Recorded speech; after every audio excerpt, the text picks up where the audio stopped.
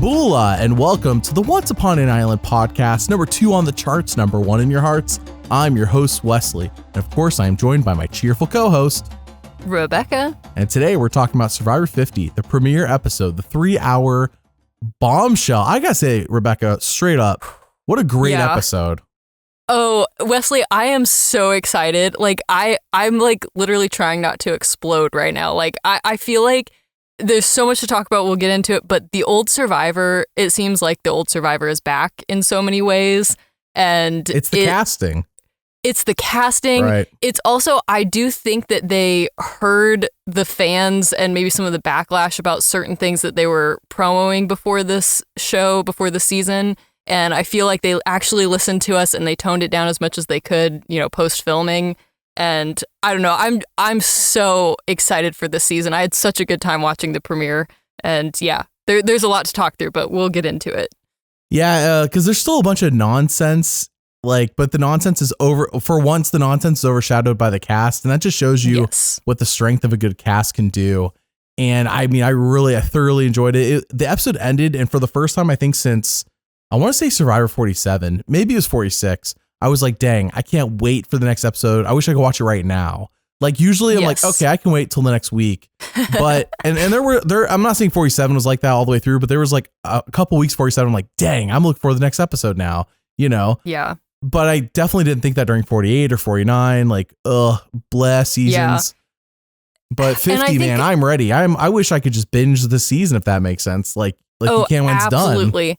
And like, I knew that this was going to happen to some extent, but I did not expect like how much nostalgia there was going to be just seeing these players play again. I mean, people that we haven't seen in so long, and just like, I don't know, just like little things like when Ozzy and Coach like shook hands. I was it's like, Oscar now. He goes by Oscar. Oh, yes. Excuse me. I'm going to call him Ozzy. I'm calling him Oscar. Okay, I'll try to remember to call him Oscar, but it's been how many years of calling him Ozzy? It's going to be hard to remember. But yeah, just little things like that where it's just like, I can't believe that we're getting like, it feels like better storytelling because it's things that were set up, 10, 15 years ago, and now we're getting the payoff, as opposed to like something that was set up 10 minutes ago or last week, and then we're getting, a sob story for this person or whatever. Like, it says a lot that even Joe mentioning Kyle and Camilla's secret alliance, and it like actually means something for once. It's not just a joke. That's what it felt like. On 40, it felt like a joke. And Joe's over here like he actually feels burned. That because keep in mind, everybody, that Joe just witnessed 48 end a week and a half before they're filming this episode. He just he just saw the season end, so he may have known Kyle and Camilla were close, but I think it wasn't revealed how obvious it was and how much he was played like a fiddle by the two of them, I guess, in his mind, until he saw it on TV. Also, to that point, like, that brings up why returnee seasons are so awesome, because even that example, that was something that happened just the previous season, well, 2 seasons ago, but, just the previous season that they just saw before filming, and it's impacting this game. Like, that's more interesting than, a bunch of strangers meeting each other. Like, that's fine. I get that we need to have some seasons with all new players, but like, man, the returnee seasons are so fun, and it's been so long since we've had one that I'm just like, I don't know. I feel like I'm just like spinning in circles. Like, I'm so excited for this season. I will say that I'm not going to be doing too much complaining at all. Usually the new era draws a lot. I mean, out of me especially, draws a lot of complaining. It's just like, I know what Survivor can be. And this episode was like, this is what Survivor can be, if that makes sense. And so I want to mention something. The Coach and Ozzy thing coming back from that filmed, by the way, their season, I think it was filmed in 2011. So they've been sitting on this for 14 years. Wow. It may have aired in 2012. I don't have the wiki right in front of me, so forgive me for messing that up. But it's like 2011, I believe, is when it was filmed. And I think it maybe aired in, I don't know, whatever. You get the point. It's been 13, 14 years, whatever. Point is that they're still sitting on, and like, look how Coach next time on Survivor is so viscerally angry at Oscar. Yeah. At Oscar the Wise. That's his name from me. I'm not saying Oscar's going to play a better game than he did on Cook Islands. That would mean he wins. But I'm saying Oscar the Wise is like, holy cow. Like, I was blown away seeing Oscar say out loud the things that were wrong with his game in the past and doing his best to fix them. And then you contrast that to Coach, who has learned nothing, is playing still the same old Coach. He's the same Coach. And unfortunately, it's not the fun one from Tocantins. It looks like the grumpy one from South Pacific, which is so unfortunate. I'm hoping that's not the case all season, but I was expecting both these men to not have changed at all. It looks like Oscar's like, I am trying my best to change. I think I have learned from previous times. It's like, oh my gosh, even if he doesn't do better, it's like, oh my gosh, Oscar has surprised me with wanting to change. And I really appreciate that. And what I'm seeing with Ozzy and Coach Rebekah is that for seasons now, I've said we should do Blood versus Water 3 combined with One World. I know everyone on this podcast heard the idea. I still think it's a great one. Forget that for the next returnee season. Do Survivor, whatever, 54 rivals. Like, I know that's been thrown out there, but like, look at this. Look at these two. They're rivals. There are other people out there that you could get like this on the show. Really capitalize on the success of Heated Rivalry. There's got to be some way that you can like make a pun on the name of that show. Do you know what I'm talking about? No, I don't. I feel like I should, I guess. This might just be all over my TikTok, but it's just a very popular show about hockey. I'll let you Google it if you want to. But why can't you just say it? Is it inappropriate? Do I not know what this is? It's a spicy show. I'll put it that way. I have not seen the show, but everyone's talking about it. But I think, like, to your point, circling back to the thing about Oscar and Coach, I'm not 100% sure, but it sounded like when Ozzy was talking about his previous seasons, it sounds like he has watched his rivalry previous seasons. Oh, now that I looked it up, I understand. You know what I'm talking about. In fact, I don't recommend this. Just like going on YouTube and seeing the first few things that popped up. Do not recommend. To be clear, I'm not recommending the show. Yeah. I'm just saying everyone's talking about it. In fact, I might cut this part out of the podcast if I'm feeling you can if you want to. Yeah, I might. You can if you want to.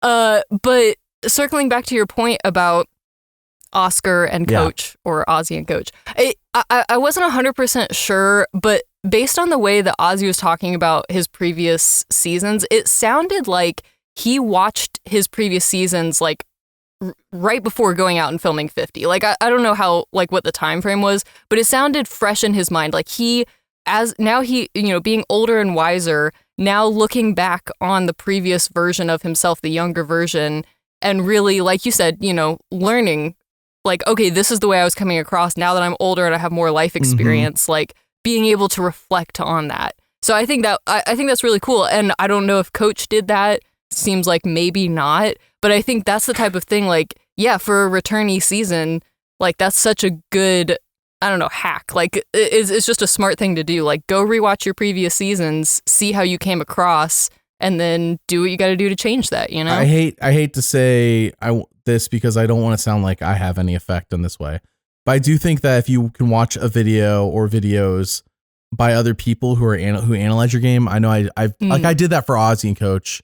I'm not saying I'm gonna sit here and be like, oh, Ozzy, watch my video. I'm not saying that. I don't know if Oscar's the kind of person to go on YouTube and watch people's videos about him. What I am saying though is I think that there's some value to hearing other people's opinions about you and taking that criticism and using it and internalizing it, like, and sifting through what is valuable, what is not valuable. Like, what is just this person's being mean, or what's just like, sometimes you'll hear like a one-off thing. You're like, yeah, but like, you're the only person who said that. But like when there's a bunch of people saying the same thing, which is Oscar doesn't change. Oscar keeps valuing this or this over like actual social gameplay. And like, he heard that. And like, clearly he is trying to adapt to that. Whereas I feel like Coach hears criticism and brushes it off or goes, I'm Coach, I'm the best.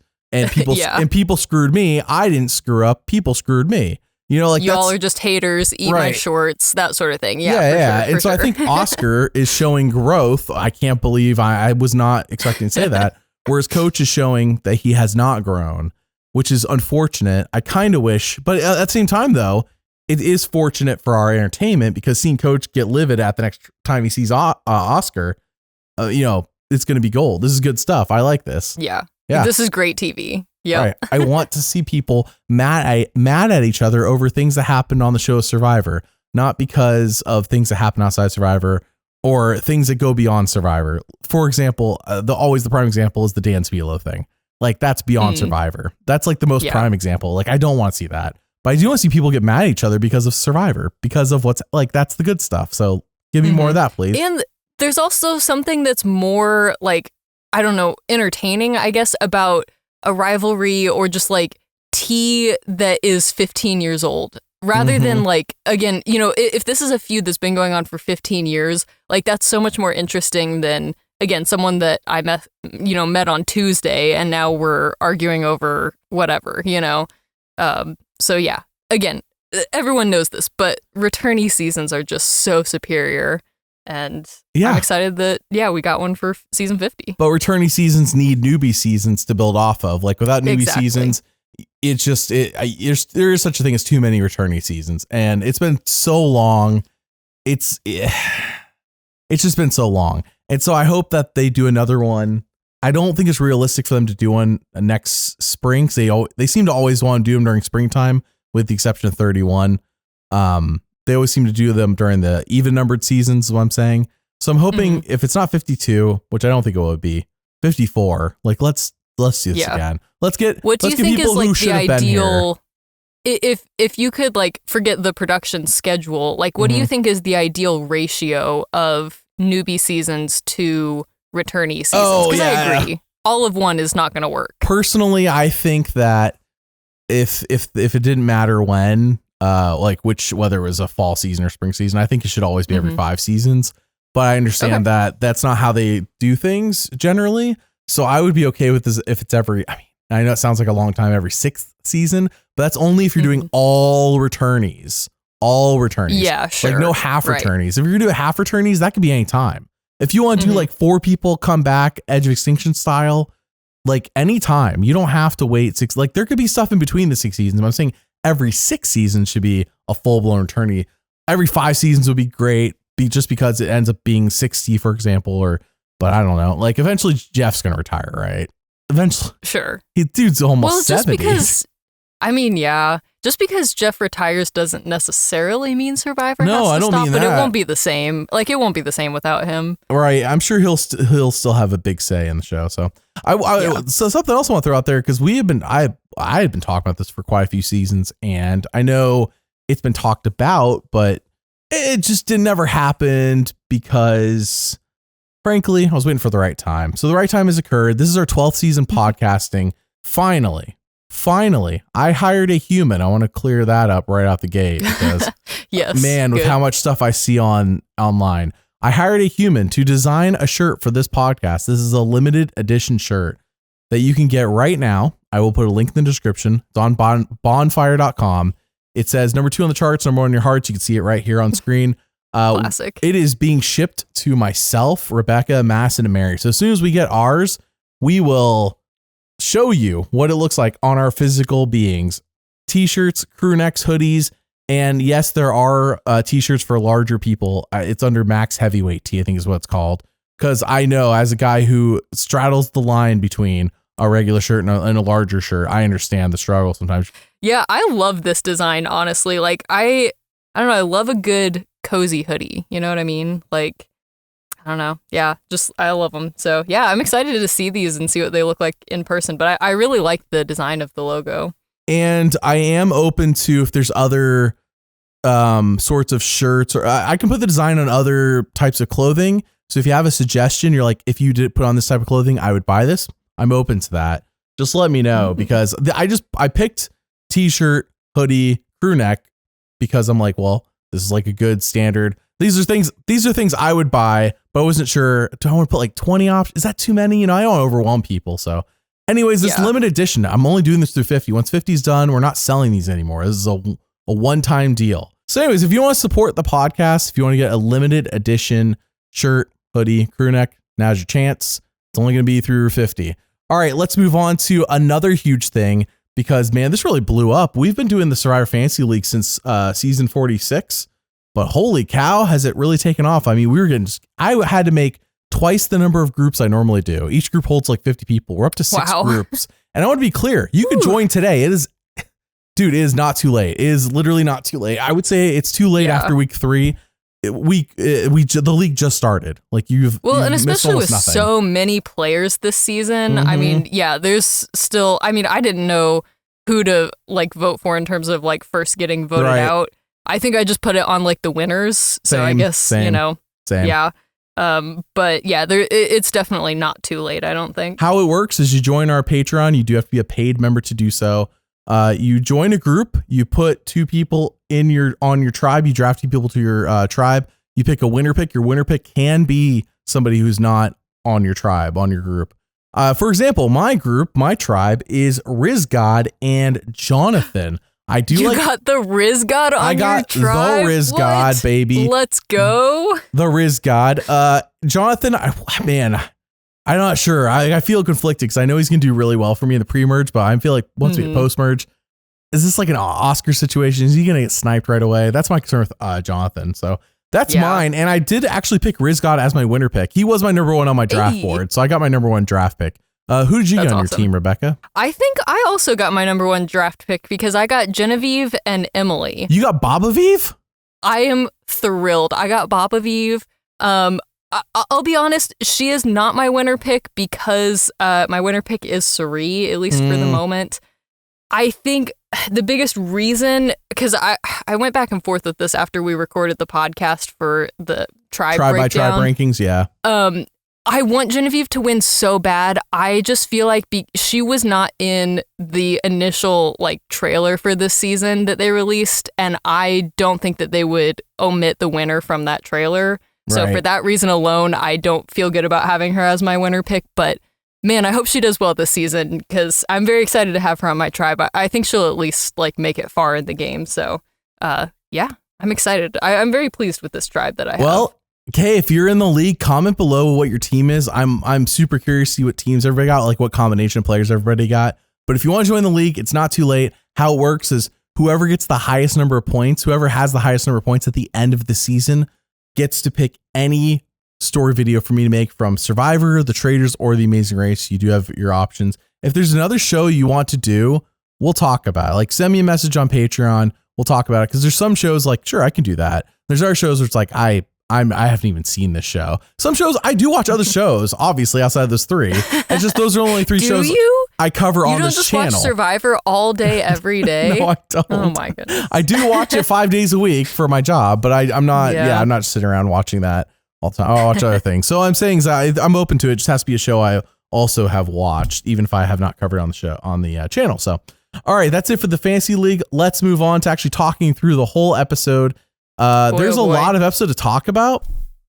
There really is. You know how we normally record for 20 hours? Yes. I think this one's going to be 50. You're really going to have to cut this podcast down. In the hands of the audience for this one. Yes. Podcast 50 hours in the hands of the audience. Good luck.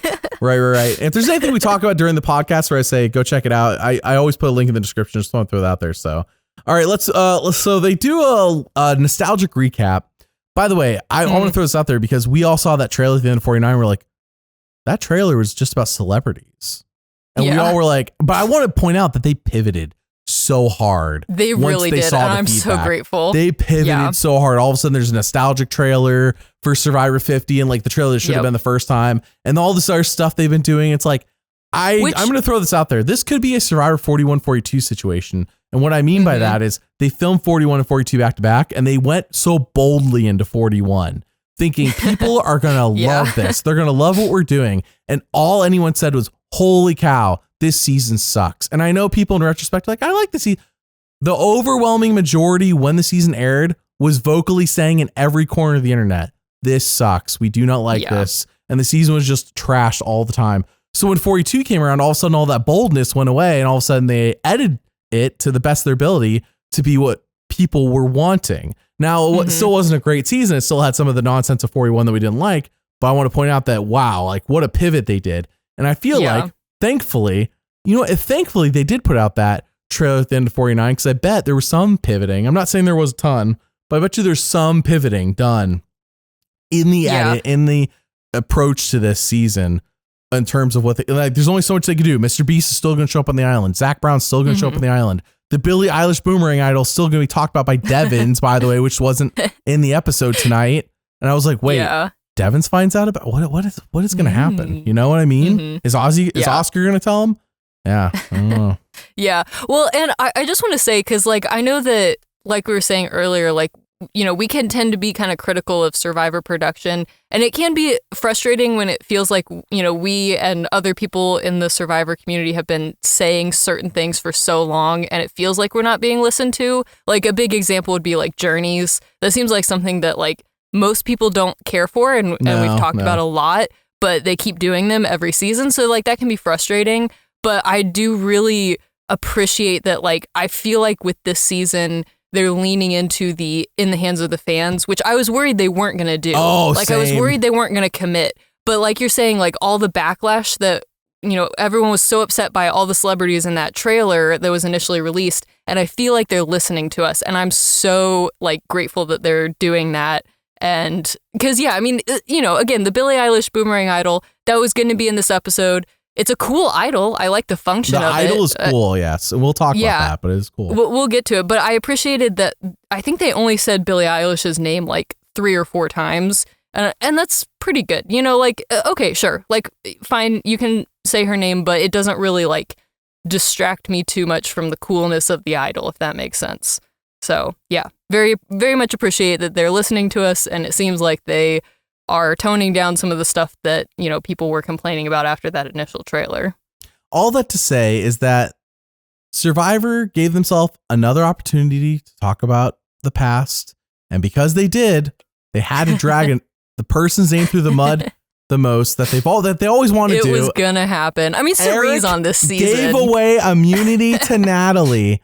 Eric, we did what? I can't Can you believe it? I made my Super Eric video. I made it back in last summer, and I finished it, and I was like, okay, like he might get mentioned on 50 maybe, but I'm not like, I don't think so. Like the new era has been so like adverse to like really talking about the past. Like they really like to pretend it doesn't happen almost. And I'm like, even when they do 50, they probably just be like, this is the new era, suck it up. So that's what I was thinking when I made that video. I did not know that he was going to be dragged through the mud on Australia versus the World, because Cirie was on that. Mm-hmm. And yep. I guess I should have suspected he'd be dragged through the mud here. So here, Eric cannot go like a day. Does he wake up in the middle of the night like, is Survivor going to drag me through the mud? Is this the week? Just he's out like, of nowhere. Yeah. Out of nowhere. This poor guy. I mean, how old was he when he made this mistake? Like, he was so young. This was 20 years ago. And also, like, it so does not matter. Like, yes, it's a bummer for him that he didn't get the $1 million, but like at the end of the day, who cares? This poor guy. I don't know if this come up later in the podcast. Let me double check my notes here. Because if it wasn't, there's been so much pregame press with Jeff and stuff. Let's see. Okay. Oh, nope. Okay. We'll talk about it later. All right, let's move on. Okay. I'll tell you later it relates to Eric though. All right. So I also, on the topic of this. Yeah. Oh, yes. If you're not moving on from the opener, I wanted to point out I'm talking about the opener. Okay. While we're talking about this, I wanted to point out that Boston Rob got more screen time in the trailers and this opener than many of the players that are actually in this season. Like Genevieve, Emily, even Camilla, like so many of them were so like overlooked, and yet we got to see Rob proposing to Amber. And like, yes, that's a huge part of Survivor history, so I'm not mad at them for including it, but I did just think it was funny. Yeah, I mean, Boston Rob was a player that Jeff called, and Boston Rob said, I don't want to do it, Jeff, but if you really need me, I'll come out there. That's what Jeff said in interviews. Jeff's like, Boston Rob told me he didn't want to be out there, but if I really needed him, I could get him. And I know that's some restraint from Jeff, by the way, to not be like, Boston Rob, I need you. I was going to say. That's restraint. If that story is true that Jeff's telling, which it sounds realistic to me, because Boston Rob said he turned it down. But I could see him being like, if you really need me, Jeff, like if it's desperate, I'll do it. But I really don't want to play again.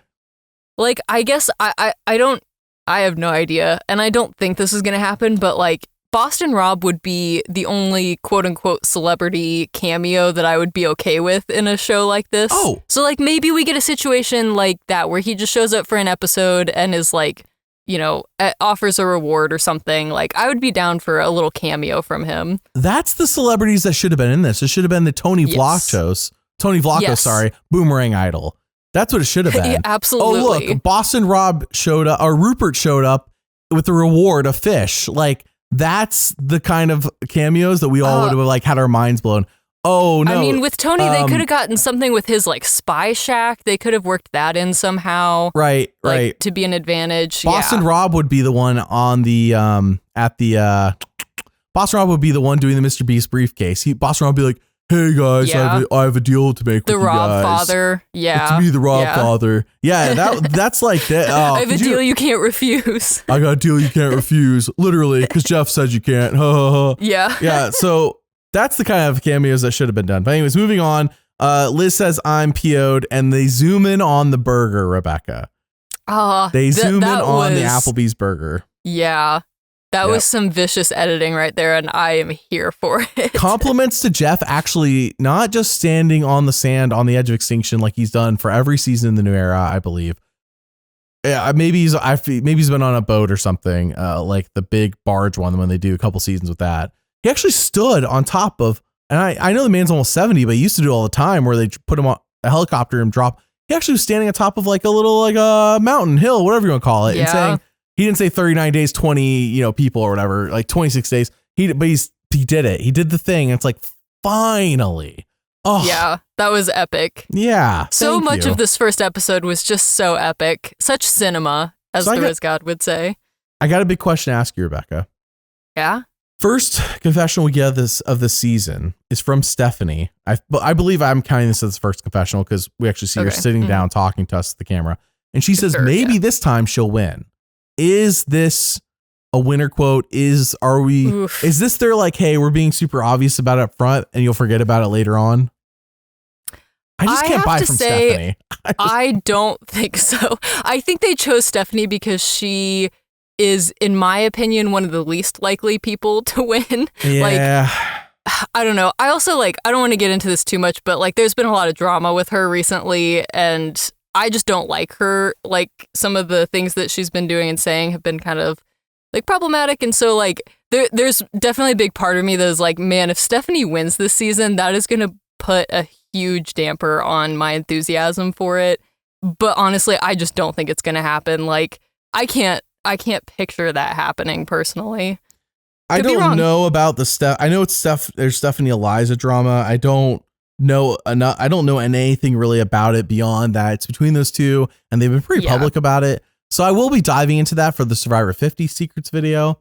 That's usually when I get into all the behind the scenes stuff. And man, I did a great one for 49, Rebekah. This little super short side tangent.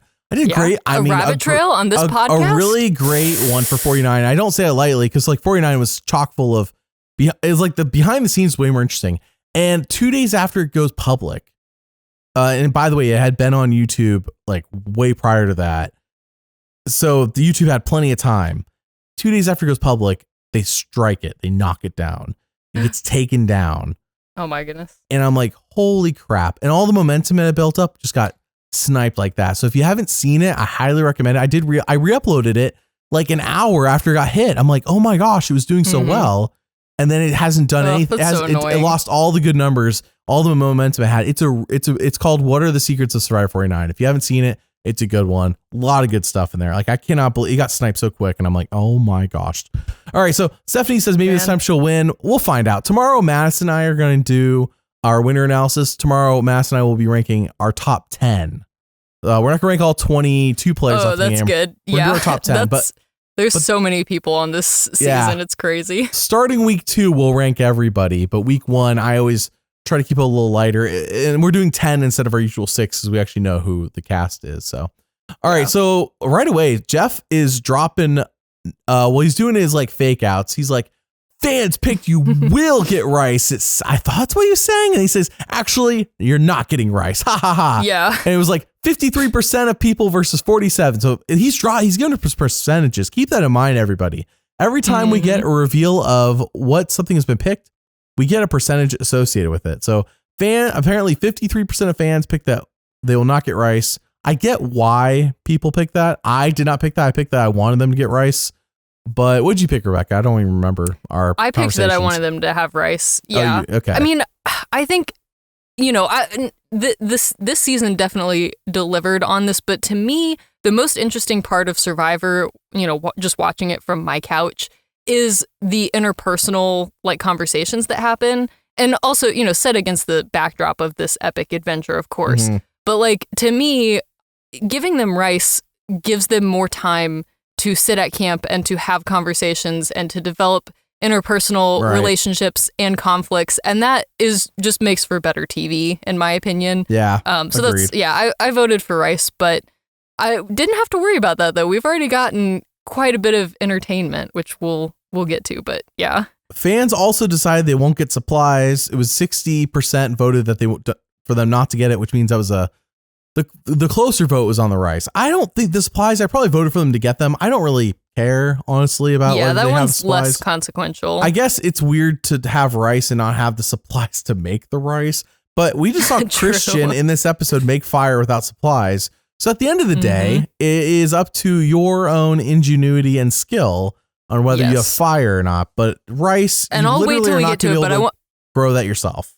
Right. I'll wait till we get to it chronologically, but I want to talk about that moment when we get there because, that was crazy. Well, Rebekah, with the opening challenge, is this worth talking about? It was a thing that happened. I think like my main takeaway from this challenge is like I definitely expected the teal tribe to dominate in challenges, so it was interesting that they didn't win the purple this tribe won, opening challenge. Like, not that I thought the purple tribe was going to do poorly, but I mean, we saw, they're out there in this initial challenge, like trying to row the boat, and it, the water was super choppy, and like, having Jonathan out there, I was like, yeah, Jonathan's just going to like, he could just pick up the boat and, carry it to shore if he needed to. So yeah, I don't know. That was like the main thing I noted was just that it was interesting that the teal tribe didn't immediately dominate in this challenge. I can't believe the purple tribe won. Even Angelina was like, "Oh my gosh, are we actually going to win?" I think she saw they had to see the writing on the wall. Like, look at our tribe comparison to like the Jonathan tribe, Yeah, Vatu wins. Tribe, Purple/pink tribe. That's why I thought when we went to Fiji, Mary and I went to Fiji this past summer, and we got to see all the Survivor props and whatnot. We went on our own dime. Survivor did not fly us out there. We just went there after 50 was done. And we saw, it was like, I'm like, this is not purple. Because we went and it had already been revealed on InsideSurvivor.com what colors the tribes were, who was on each tribe. And I saw the purple and I'm like, this looks pink to me. And even here on the show, I'm like, this is the lightest purple I've ever seen. This is pink. Yeah, it's almost more of a like maybe not magenta, but like a fuchsia type color, I think is the correct color that I'm looking for. Yeah, maybe that's what it's called. That was one of the buffs that I got for our photos. And like, yeah, it looks very, I like was going to wear a purple shirt with it. And I was like, this is clashing. It doesn't look good. So I had to like wear something else. You got to pick a contrasting color, I guess, instead. Cause hard to match a color. It was like, it was definitely, I would not describe it as purple personally, but I guess like, saying the fuchsia tribe doesn't roll off the tongue quite as well as the purple tribe. Probably not. Fair enough. So everything leading up to the opening challenge was like, it was really great. Opening challenge itself was just like, this is the best you could come up with for 50. That's the extent of my complaining about that. Let's move on. So then each tribe gets to send one person to go fight for supplies, what it's called. Not sweat versus savvy, nothing like that. It's fight for supplies, which honestly, I was like, oh, holy cow. I know they're not going to do it because Jeff just talked about it I'm not going to say this officially, by the way. The On Fire podcast did not announce a new co-host. I'm checking their YouTube. There is no episode. Like there always is as soon as the episode's done. And it's like, interesting. Is the On Fire podcast canceled? Did the viewership get too low? Did we, as number 2 on the charts, but number 1 in your hearts, defeat the On Fire podcast? That's a joke. That is a joke. Oh my goodness. We don't have that kind of effect, guys. Yeah. We are, this is the fun podcast. I don't think this is a podcast that, if anybody's causing ripples and waves, it's Rob has podcast. Let's be real. It's the number 1. Absolutely. It's the number 1 on the charts, but we're number 1 in your hearts. Thanks, Bonu. Exactly. Yes. Anyway, so we have fight for supplies. I was like, man, are they actually going to have like some sort of physical battle? On the podcast, Jeff said during 49, I believe, or during 48, one or the other, he said, we don't like to do 1-versus-1 battles anymore because it just causes people to get heated. And we don't like that. And it's like, and then here Survivor is, by the way, getting Ozzy and Coach all riled up and like, that's good TV. The heated rivalry is good TV. Yes. You want people to be a little heated on, like, especially when it comes to, again, just like, these rivalries, these feuds, like, Yeah, that's what makes for good TV. I mean, go look at any of the, I don't know, like just any other reality TV. Like, you want to see people, like, maybe not screaming at each other, but, you know, maybe screaming at each other a little, you know? Yeah, just a little bit. Just getting heated. I want to get them seeing them get heated. So you have Coach versus Ozzy versus Q. Q is third wheeling this thing. I never in my life thought I would say Q is third wheeling a situation, but here's Q third wheeling a situation. Q is not the main subject. Like, okay, I will say this is a good point to talk about it. Up to this point in the episode, and really, like, honestly, for the whole episode, for like more or less, the old school players are so dominantly featured over the new school players. Oh, thank you. It was such a good decision by production, by the editing team. Like, this is the correct way to, you know, to show things. And I also understand, like, they're also trying to give some context for people who might not have seen season 1, you know, in the last, like, 10, 15 years, 20 years, you know, however long it's been. Since it aired, so, yeah, so they're trying to, like, give some context. Like, we all remember Q because we just watched him, whatever that was, like 2 years ago on TV. So, like, that's definitely part of it. But yeah, I've never heard Q be this quiet. No. It was honestly impressive. I was like, I don't know if that was editing or if he was actually just, like, chilled out a little bit because the other two personalities were more dominant than him. But even, like, going, like, not to go back, but, like, the Matt chat when everyone first landed on the beach, Jeff talked to, like, what, 5 or 6 different people, all of them old school players, like, no one from the new era. And I'm assuming, again, that was a decision made in the editing, and I think it was a really good decision. So, yeah, I'm here for it. Again, this is what I said. This is what I mean by we don't know what the premiere looked like before that trailer dropped for 50, where it showed the celebrities and that was the focus. And obviously there's no celebrities in this episode, it's just the Billie Eilish note. But what I'm saying is that I wonder if there was a pivot, like, we cannot 41 the situation. We cannot drop the ball and ruin this. This is our big one. We've been building up to this since 48 when it got announced. We have to lean into what fans want. And what fans want is the old school players. We want to see the recognition for pre-41 because Jeff really wanted to wipe the slate and act like drop the 4, you know, it's just one. Keep the it's one. Just right. Yep. Like, that was the theme of 41. Like, they really thought they were cooking with that, and they weren't. They weren't cooking at all with that. So yeah, that's fair. I'll just say, like, I think that they understood that you only get one season 50, and so the stakes were too high. Like, they couldn't mess around. They had to make sure that they got it right, and I think they did, at least with this first episode. So we got the fight for supplies, and this looked so easy. I mean, Ozzy dominated, and then it actually ended up being hard. Though I think Coach was in a weirdly better spot being in the middle, because there wasn't 3 rings, there was 1 ring and it was in the middle, and Ozzy was on the right side, so he had a longer distance to reach. And they didn't say, like, he got an extra stick or anything. Wasn't anything like that. It was like almost like whoever was in the middle spot got the advantage of reaching for the key. Was it just me, or did you see that too? Or no, yeah, I think so. But I think also something that was interesting was because they, you know, had to collect their sticks to make the pole. And one of the bags of sticks was submerged underwater. And it seemed like that maybe, messed with the integrity of the wood a little bit. I wonder. Because, like, Coach, I mean, he built, you know, he specifically said, like, I'm going to try and make this strong. And then you saw, like, the wood actually snapped in half just from the weight of the stick as soon as he picked it up. And I think that was because it was wet. So I think it was, like, low-key kind of just a flawed game design a little bit. But yeah, I mean, again, this is one of those things. It's like, I don't really care so much about the game mechanics necessarily here. What's more interesting is the feud between Ozzy and Coach.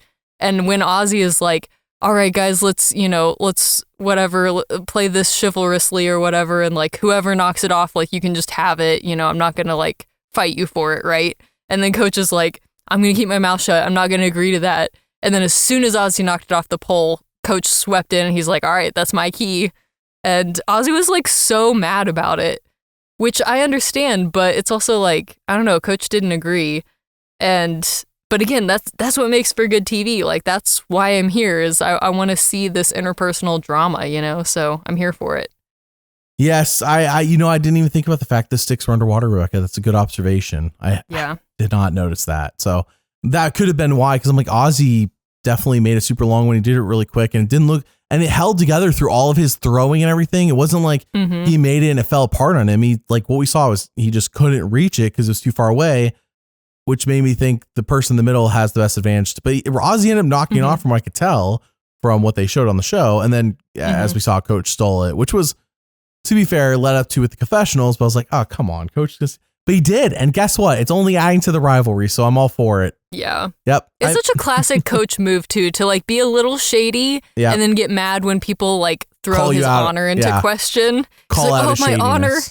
Yeah. As Coach walks away after winning that, as he walks away, he's like, oh, at least I have my honor, or something like that. He's like, I still have my honor. And it's like, oh my gosh. Though I will say that before they did that, they had a little conversation, and Coach says Ozzy cost him $1 million. And that's what I mean when I say Coach has learned nothing if he thinks that's what happened. Coach, you lost because of your own hubris. Flippin' Cochran said to his face, Cochran, who would go on to win the next time he played, because Cochran learns, Cochran was like, Coach, I want to vote for you, but all this talk about your honor and it's like, it's very off-putting. And Cochran still voted for him, but that's really it. Like, people are off-put by Coach's behavior. Is all like, he doesn't learn. He doesn't take criticism. He just, I'm Coach. I'm the best. I'm so honorable and honest. And it's like, it's not an act. Coach thinks this, it's not like a Tocantins are like, this has to be an act. No, Tocantins was super well edited is what Tocantins was, because this is not an act. South Pacific was the truth about Coach. And here we're seeing it again, for better or for worse. And Oscar over here, man, like, learning lessons. Holy crap. I could not believe it. So we talked about that enough. So Oscar ends up losing it to Coach. Cube third wheeling the whole situation. They got to stay on Exile Island. What did you think about this twist, Rebekah? I liked this twist. I thought it was funny that after doing that whole entire challenge for like, an hour or however long it took. That's what they said. Yeah. That then once they flipped the note, then Q was like, okay, let me introduce myself to Ozzy. Like, he didn't even say hello when they hit the beach, which I thought was hilarious. Because Ozzy and Coach are making it all about their relationship, which, to be fair, is what I was wanting. Yeah. And I mean, I liked the twist of Exile Island. I mean, it's one of those things, like, it is super important to be at Tribe, like at the beach, while everyone's making these initial connections and everything. But, it hits a little different on a returnee season where there are kind of those pre-existing relationships. Because, like, frankly, I don't know how much this really affected Ozzy and Q. Because, like, as soon as they both get back to their individual beaches, like, I mean, they fall right into their alliances. Like, Ozzy is working with Cirie, and Q, has his alliance with the 3 people now. Or 2 other people? I don't quite know. With Kyle gone, we'll see what happens. Yeah. Yeah. But my point is, like, I don't know that it really affected them that much, but theoretically, I think it's a cool twist. So Vaatu, the Purple Tribe, gets to their camp and there's this massive bonfire. And I'm thinking, wow, what an advantage. And it never gets mentioned again. Yeah. It's not mentioned again. We're at the end of episode 1 that we just watched. We're through day 4, and the bonfire was like, they showed up, there's a bonfire, and that was it. They weren't like, wow, thanks to this bonfire, we have fire for the rest of the game. And nothing like that. It was just like, oh, well, there's a bonfire. Oh, the smoke's my face. Yeah. And then that was it. I was like, was the bonfire like a chore? Did they have to clean it up or something? Like, yeah, I guess my question, like, even when they initially said, oh, you could win a bonfire, like, how long does that actually last? Because I think if they were getting to their beach at sunset, that's a helpful or a useful advantage. Yeah. But they got there, they had to build the shelter, and then also, I guess, like, keep the fire going. Tend the bonfire that was built for them. And it's also, like, hot during the day, so you don't necessarily need a giant fire. Like, that would be more useful at night, So, I don't know. I thought that was kind of goofy, but I don't know. I don't hate it. I don't mind when Survivor's a little goofy with stuff like that, because it's just, like, doesn't hurt anything. That's just funny. So I've been to 2 tropical island locations in my life for more than a couple days. One is Cuba, the country, of course. I don't know if there's another Cuba, the country, and Fiji. And I will say that in Cuba, it was just hot everywhere all the time, even in the shade. when I was in Fiji during the summer, it's like you get in the shade, it's like, nice, refreshing, cool. You step out in the sun, you're like, oh my gosh, I'm dying. That's what it felt like the difference was. I can't, in Cuba, it was just like, oh my gosh, I'm dying all the time. Unless it was winter, and that's like, okay, thankfully it's only 80 degrees instead of 95 to 100 degrees at all times. Refreshing. Thank goodness for December, January, and February. It's only months of refreshment around here. The other 9 months are just hell, for lack of a better word. But anyways, I say it because in Fiji, it's like, you're right, it's hot, and it's especially hot on the beach where you're like, there's no shade, and you're like, all I want to do is be in the shade or in the water. I don't want to be on the beach next to a massive bonfire. It's just like, I don't know, it felt almost like a punishment. It looked cool, but it felt like a punishment the more I thought about it. So they were just doing it for the cinema. It doesn't matter if it's helpful. It just needs to look cool, you know? So we get the Vatu dynamics right at the gate. Stephanie loves Colby, which makes sense. Not only do they have similar ways of thinking about, I think, the game, but also if you recall in Heroes versus Villains, James is kind of bullying Stephanie about how she's a detriment to every tribe she's on, and Colby stood up for her. He's like, man, you're just being a bully to her, James. You don't have to do that. You don't have to treat her like that. And like, he stood up for her. So I wonder if that's a factor here in terms of how Stephanie thinks about Colby, because I think she said she hadn't seen him since Heroes versus Villains, which makes sense. I mean, Colby wasn't on the Traders, you know? Like, right. Yeah. Oh, I know this is not going to be mentioned on the show because Jeff hates the Traders, but Stephanie and Cirie were on the Traders, and Stephanie did her, and she was on Snake in the Grass. Stephanie was terrible at both shows. And on Snake in the Grass, Stephanie was the snake in the grass, and it was figured out so quick that the show had to completely re-edit the way it tells its story because it was so obvious Stephanie was the snake in the grass that they had to tell us like halfway through the episode and just show you how bad she was at it. Like, it was the whole episode about how bad she was as being the snake. So on the Traders, Cirie's actually one of the Traders, thankfully not Stephanie, because the show would have been ruined. And Cirie dominates so hard, and actually I think she let Stephanie live longer than she should have, frankly. Cirie was being nice. But Stephanie was not good on that either. So Stephanie, I already knew, was expecting no improvement from Heroes vs. Villains. Like I imagine the same person I saw before. Whereas Cirie, it's like, if there's no challenges, as we saw in the Traders, when challenges were not, on season 1 especially, challenges were not a factor towards whether you win or not. Holy crap, Cirie has the social game. Oh man, Cirie's social game, like, it's wild to me. I mean, it's 11 out of 10. Yeah, it's so good. It's literally unstoppable. Like, people know that they're falling for her social game, and they still fall for it. Like, it's crazy. I don't know how she does it, but like, that is such a strength that she has. We also saw her on Australia versus the World season of Survivor. She did the exact same thing. And so again, she came into that show with a big reputation. People had seen her play Survivor, the game that they were playing. They knew how she played, and they still worked with her, and she still dominated. Like, I don't know. She's just unmatched. Like, I really hope she wins this season, honestly. Like, I think she deserves it. And yeah, we got to see it again tonight. Like, her social game is just unmatched. My concern with Cirie, and I know I voiced this during the pre-season winner analysis and our try-by-try ranking stuff, I really love Cirie. I love her. So her social game is so good. We even saw it on Big Brother, another show that I barely talk about because I've not watched it since the season Cirie was on, when she was on 2 or 3 years ago. But for 40 days, she played amazing. Rebekah, can you believe? Well, I wonder why it was 40 days. For 40 days, for the length of a normal Survivor season, Cirie was just killing it. And then on a day like 41, 42, Cirie's like, I'm tired.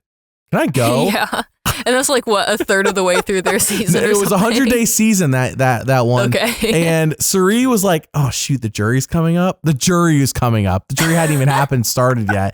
And Cirie's like, I wonder if I leave now, if I can go home. Like, that was, Cirie played amazing. She didn't even want to be on the jury. She got tired. She didn't want to be in the jury. And this is all hearsay because they didn't put on the edited show. But the hearsay of Big Brother is pretty reliable. It's a pretty messy show, especially behind the scenes. Basically Cirie tried getting off and they convinced her to stay. And I don't know what they did to convince her to stay, but they convinced her to stay and at least be on the jury. Cirie ends up finishing, I believe, in 5th on that season on Big Brother, despite the fact that she wanted to leave on day 40 of 100. Yeah, that's crazy. And she played a great 40 days, but like, she was like, oh, Survivor's done now, right? I mean, Big Brother's done now, right? And she's like, wait, we're doing like 3 Survivors back to back? What? During a live vote during Big Brother, because I think all their votes are live. At least the seasons I've watched, they have been. So during the live vote, Cirie, because she knew it can't be cut out of the show. Like it happens live on TV. During it, she like votes for her, she can vote for her, and she's like, she says whatever her family's name is, she's like, never let me do this again. And then she leaves during the live vote. That's awesome. Like straight up says, don't let me do this again. If I have a crazy idea like this again, say no. That's what she said during Big Brother on national television. I was that's so funny. Only Cirie could get away with that. Yeah. Anyway, that's awesome. Stephanie loves Colby. Colby says, this Rizgod kid's kind of annoying, and he keeps dodging work. And it's funny because he doesn't know his name is the Rizgod. He calls him Rizzo. That's what I call him. I mean, he's like this Rizzo kid. Yeah, Rizzo kid. I'm gonna call him Rizgod. I'm gonna call Baba Viv, and I'm calling his Oscar Christian Oscar. Name. Yeah, his Christian name.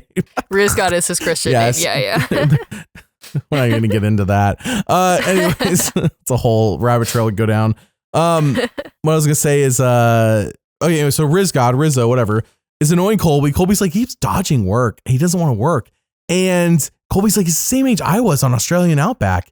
And then you see Rizgod like sitting down as Colby's working. Rizgod's like, hey, if you need me to do some work, just let me know. I'll help you with work. But work's not really that important, you know? It's like, yeah.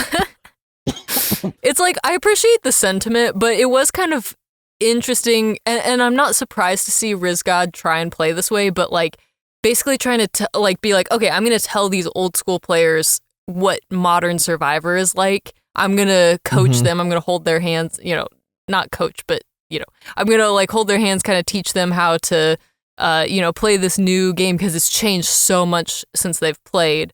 And yeah, I mean, it makes sense that someone like Colby, who does, I mean, we'll get into it a little later, but he does kind of see Rizzo as like someone he could mentor, almost like a father figure type thing.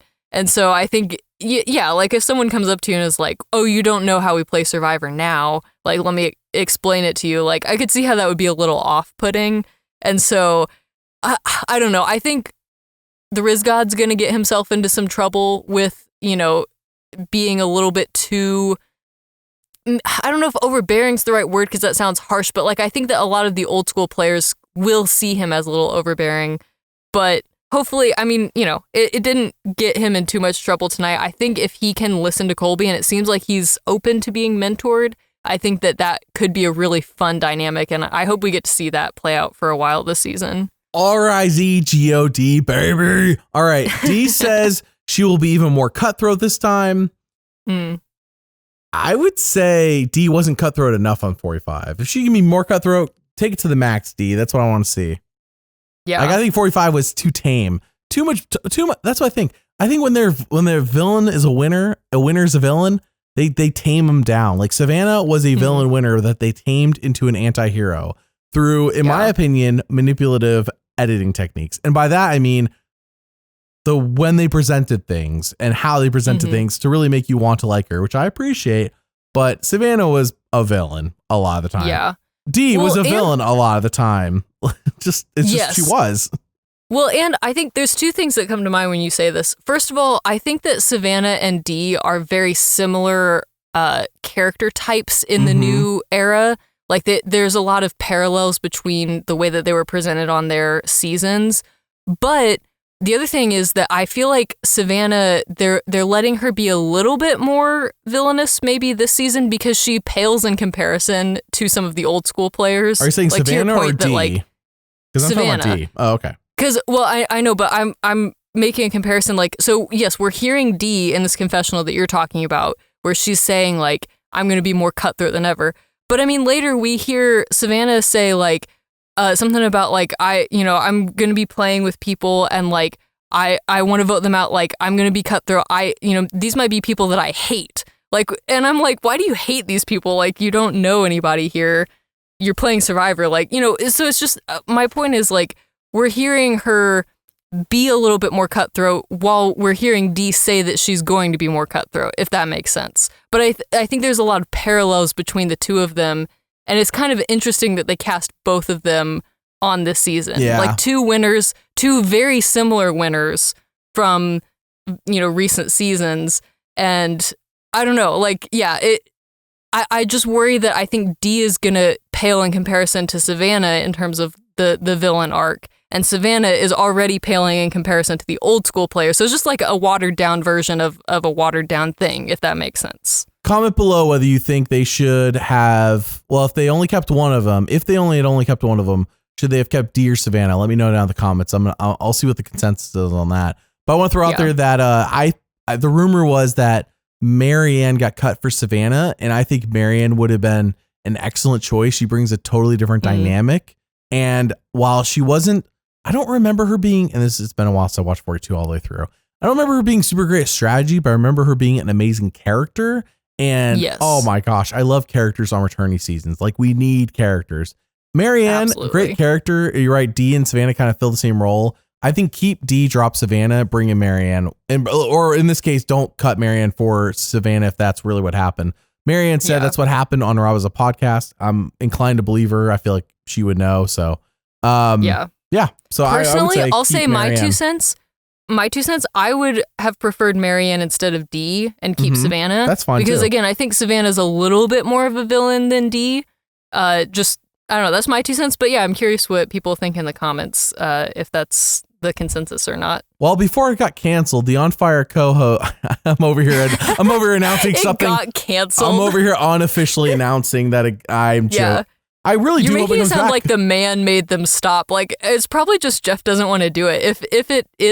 If they're not doing it, like, it's got to be a Survivor decision, right? It would. I'm surprised with all the press they're doing for the season that they wouldn't be doing their official podcast. Like, and that's not a joke. I'm surprised because there's been so much. Hey, I noticed that tomorrow morning on CBS, they're interviewing the people who got voted off. In this case, Jenna and Kyle.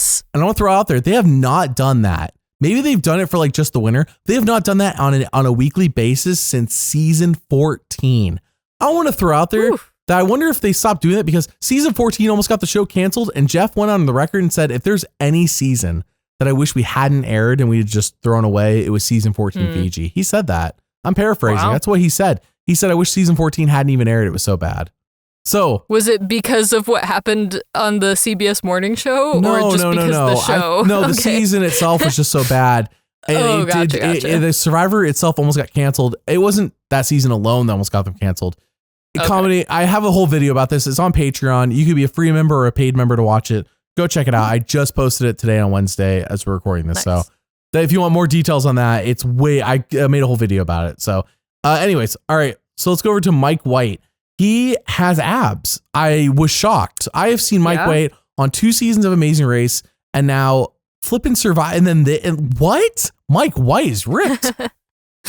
Yeah. Listen, when your buddy Jeff asks you to come be a part of Survivor history, you got to like prepare, you know? And it sounded like White Lotus has a very stressful filming schedule, so maybe he's working out to get through the stress. To work out the stress. Yeah. I don't know. But he's like, I'm going to play the goofball this time and really play. But like, he could just say that, but we all know in the back of everyone's minds, you're like, this guy runs a successful TV show and he puts Survivor players that he likes on it. Mm-hmm. I did like when Chrissy was saying that she's like, oh, I love your show. I haven't seen season 3 because I don't have HBO Max, but I loved the first 2 seasons. Hey, listen to that. They got so another streaming service got mentioned on Paramount Plus, dude. Yeah. Wow. Well, but it's because she doesn't have HBO Max because she only has Paramount Plus. I'm assuming that was implicit. Oh, dude. That's what she should have said. Implied. She should have said because I only have Paramount Plus. Then she looks at the camera and winks. That's what she said. I would be a problem on the island. I would be a real problem on the island. Okay. They would have to cut you out of the show because you'd constantly be doing bits. I'd get purpled. That's what happened. They're like, we can't purple him, but we must purple him, if that makes sense. We made a mistake. All right. So Savannah tells her tribe that she won 49. And I know to the casual person who is watching this, they're like, why would she tell them that? And she's like, it builds trust. Real talk. Okay. This is part of the 49 Secrets video that flipping got nerfed by the algorithm. Yes. Savannah revealed in post-game exit press. Now, of course, it was recorded after 4950 both filmed, but it was basically not spoiling anything for 50 when she said this. But she's like, yeah, on our flight to Fiji, I got a text or on like at the airport on the way to Fiji. I got a text saying that everybody knew I had already won 49. Yeah. So it wasn't like she had to say this. She had to tell them she won 49 because they already knew. And that's why they're all like, how do you think I did? And they weren't like guessing, so they weren't like, oh, did you lose in fire? Or like, there's nobody, they're all like awkwardly like, is she going to tell us or no? Is she going to admit to it or no? That's what happened. So good for her for admitting to what they already knew. Yeah, like it would have been tough too, because if she hadn't told them and they would have had to like pretend to not know, because I'm guessing like they don't want to say on the show like that, hey, someone leaked to me that she won, because then it's like that's kind of a bad look. So yeah, I'm glad that it was handled this way and it's just out in the open now, because it would have been really awkward if everyone had to pretend like they didn't know that she won. It was really the only way that she could handle the situation. I think that's the best way to do it. Just admit it and be open about it and make everyone not feel weird about it, that they know, because like sure, technically they shouldn't know. And it's not like the Rizgod told them, I'm sure eventually had she gone on long enough with the lie, Rizgod would have dropped it like, hey guys, she won my season. Mm-hmm. Like I'm sure he's told his tribe already. I'm sure he has. Colby says he's been running his mouth. You think Rizgod didn't talk about that he lost in fire or whatever? And everybody's like, oh, okay. Yeah. So did half of this season. Well, right. I don't know. We haven't heard much strategy from him yet. We've heard him narrate a fashion runway, but I don't know if we've heard him say anything about the game of Survivor yet. So there hasn't been much talk on this tribe about strategy so far. Yeah. And maybe it's because Kyle getting medically evacuated, like maybe Kyle's a big part of the strategy, and therefore with him gone, it changes everything. Mm-hmm. So why waste time on things that just aren't going to pay off? We got 3 hours, sure, but like there's so much that we're going to show that like this is a waste of time if we focus on the strategy pre-Kyle, when pre-Kyle doesn't matter. Well, and also like to that point, I should have said this earlier, but like this episode did not feel like 3 hours to me. It was, and I think it's because they were trying to cram so much in. I mean, there was so much, again, just like backstory and things that they needed to like refresh and remind everyone of. But there's also just like, I mean, there's so many people on this island right now. Like there's a lot going on. So yeah, I didn't feel like there was a lack of strategy in a bad way. It just felt like there was so much going on that, they didn't need to fill time with anything, even though this was a 3-hour episode with commercials, of course. They earned every minute of this. They really did. They earned every minute of this, and I appreciate it. Jenna wants to target Cirie, and the moment she said that, I was like, why? I mean, of course, it's me watching an edited show, and I'm sure maybe somebody else said somebody else's name, but it seemed like nobody was saying anybody's name based on the reaction to Jenna bring out Cirie's name. Everyone else like, what did she do? We're not even talking strategy in that way yet, because everybody knows to like start that there's no need. We haven't lost a challenge yet. Like just build alliances, but there's no need to target anyone yet. That's what I think is the consensus. Like build alliances, but don't target somebody specifically. And this was interesting to me because Jenna said something around this time where she was talking about that she's ready to play cutthroat and she can keep up with this new era of Survivor that's super fast paced. And I feel like this is just something where, I mean, you can't blame her. Like it's just been so long since she's played. And I'm assuming she's probably watched Survivor. Like she's seen the new era. She knows that, obviously it's a shorter game now. You only have 26 days, all of this. But I think that she maybe just unfortunately overcompensated a little bit. And so she was like, okay, we're going to play fast. Let me start throwing out names. Let's strategize. Right. But like you're saying, even in new era Survivor, you got to read the room. Yeah, you got to read the room a little bit. That was a little bit too much, too quick, unfortunately. Yeah. And especially, you never target Cirie. That's just a death sentence. Outside of playing with Cirie is a death sentence. Playing against her is a death sentence. If Q was there, he would say, Jenna made a mistake. Also, where was the confessional from Q about canceling everything? That was in the trailer. Yeah. That needed to be in the premiere. That was a great confessional. That was in the trailer. Why is that not in the premiere? He's going to cancel your Christmas. Well, because we're not listening to the new era people. Yeah. Q is the one. Q is an exception to that rule. Q is an all era person. Okay. Q fits into any era. Q could have been on season 1 and been on, I don't care. Q could have been on every season. Q is Q. He is era-less. He exists outside the eras. Like everyone exists on a chronological timeline and then there's Q. You know what I mean? All right. Q is more of a concept than a person, I think. More like of a concept. Yeah, you're right. He exists outside of time and outside of reality. Yeah. But in a good way. Like, Yes. I love Q. Like in a fun way. Yes. So we go over to the Teal tribe, the Kalo. I'm sorry if I'm butchering these names. Vatu, Kalo, I think, and Sela, Kalo. Kalo. I'm working on it.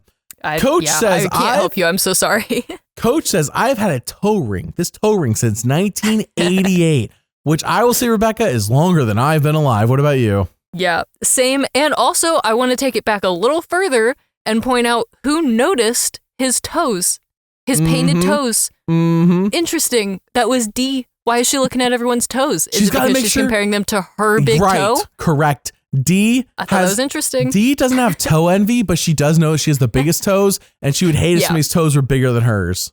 Right. She's like, gotta make sure I got the biggest toes around here. So she did. She saw. If you have bigger toes than me, you're getting voted out. Yeah, that's her cutthroat nature of the season. She's like, I'm voting off people based on the size of their toes.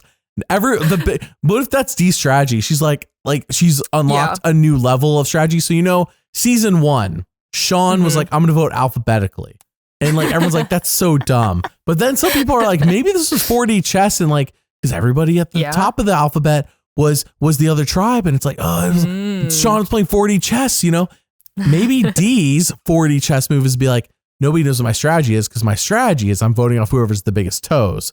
So eventually her final 3 would be her versus whoever has the smallest toes. That's the 2 people with the smallest toes. And she's like, jury, I have only one thing I need to show you. Everyone take off your shoes. And she's like, look how big my toes are. Look how small their toes are. Need I say more? Need like, I say more? The jury bench. Everyone come up here and compare your toes to mine. The jury bench? I rest my case. Jeff's like, let's talk about the outwit portion. And D's like, objection.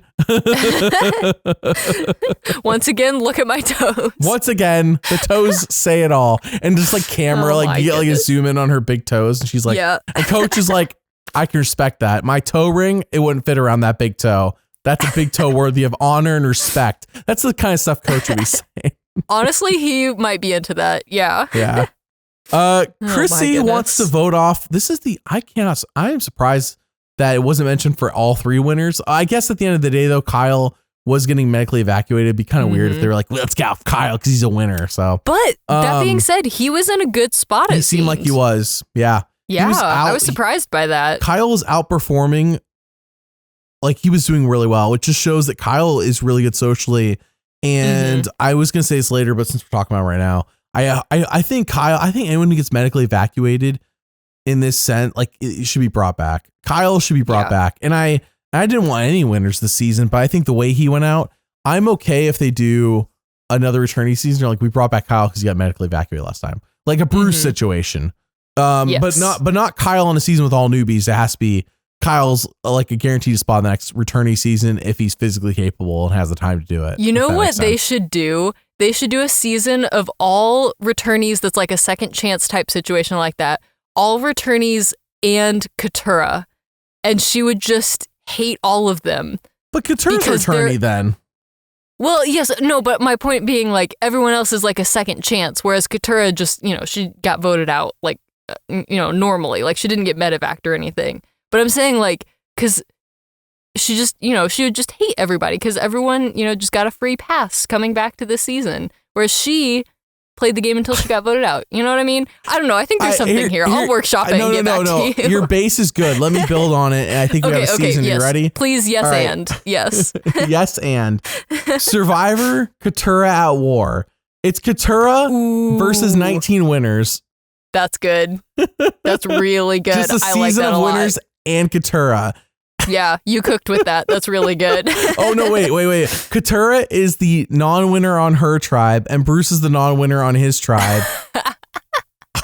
And like, she's over there like watching Bruce get along with other people. She's like, oh my gosh, I freaking hate Bruce so much. He would get along with winners. I hate all of them. Yeah. All right. Anyways, that's the only path I can think we could do for that one. All right, Chrissy wants to vote off D because she's a prior winner, and I was a little surprised Jenna didn't say that, considering that was her whole MO on All Stars, and frankly, it's not a bad way to go about it here. Because who's on Jenna's tribe has Savannah or has D? Yeah, Savannah. Yep. Savannah. Yeah, like we don't know who Savannah is. That's the one like that. Whoa, my gosh, what an easy target, right? We don't know her. She just won. Nobody really has a connection with Savannah. Let's vote. Like if you're gonna throw it out, like there you go, kill a winner. Yeah, and I think that's what's interesting about these returnee seasons is that like Savannah is an unknown to these players, but like it seems like previous grudges and previous just like I don't know, just history that these people have is outweighing the fact that Savannah's a winner. And yeah, that's interesting because on a different tribe it would be a different story where probably, it's like, yeah, let's target her because she's a winner and because we don't know her. But in this instance, I don't know, especially when you've got 20 years of history with someone like, yeah, that it was interesting to see how that played out for sure. When we did our preseason winner analysis and tribe by tribe ranking stuff, people are like, what, you're not going to take into account the preseason interviews when people say they want Rizgod gone?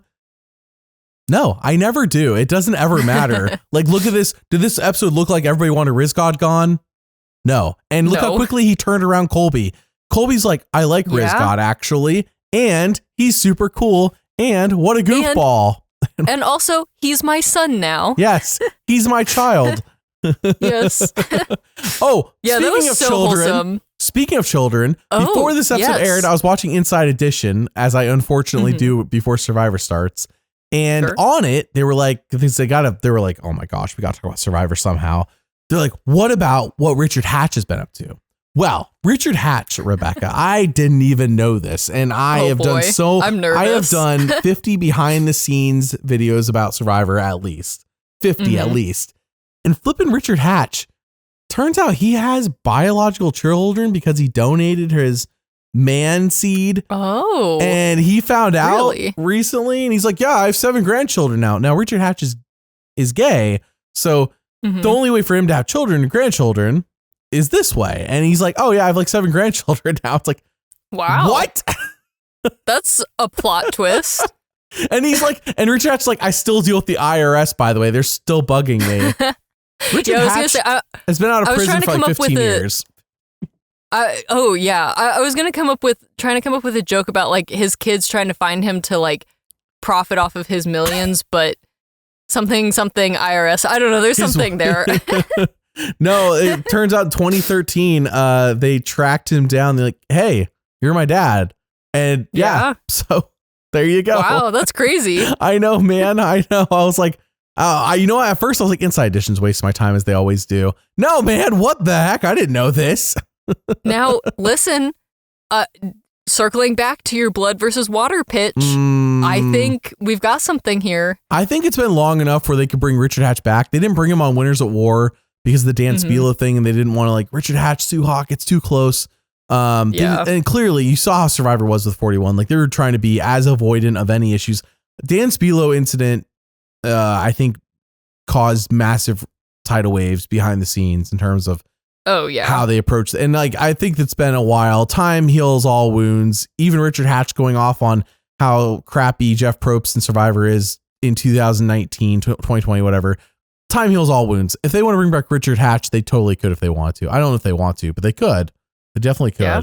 Because as early as 2000 and when was it? 2007, Rebekah, I believe 2007, 2008. Jeff's like, we should do a season to end Survivor after 20 seasons with all winners. We just have to wait for Richard Hatch to get out of jail. So those seeds of Winners at War was already there, and Richard Hatch was top of mind. That's crazy. Yeah, I know, man. All right. Is that why they didn't finish Survivor? Like, that's why they didn't end Survivor after Winners at War, because they didn't get Richard Hatch back. They're like, we got to keep going until we fulfill this prophecy. I think them almost getting canceled after season 14 Fiji really scared them and made them realize that the show is likely going to end as the costs keep getting more and more. And anyways, that's all in that video as well. So I keep talking about that video, but yeah, that video, just check it out. All right. Kyle says Genevieve is Bob Aviv is the scariest person on his tribe. That's just nonsense. It doesn't matter. All right. Sorry, I wrote that note, but it's inconsequential at the end of the day. So Devens and Christian are having like a nerdmance. They're like doing Star Trek and they're like, Emily, we got to bring in Emily. Hey, shout out to everybody who commented that Christian and Emily are super close because of blood on the clock tower. Oh yeah, I the think blood on the call clock tower. Right. Yeah, you guys are all right. That's Yeah, right. sure enough. Not that was specifically mentioned on the show, but obviously they know each other outside the game. I think it was even talked about. Maybe it was by Christians. Like whoever said it. Like it's impossible to not like we're not always coming in the season with a clean slate. Mm-hmm. That was Christian. He's like there's no way he's coming with a clean slate.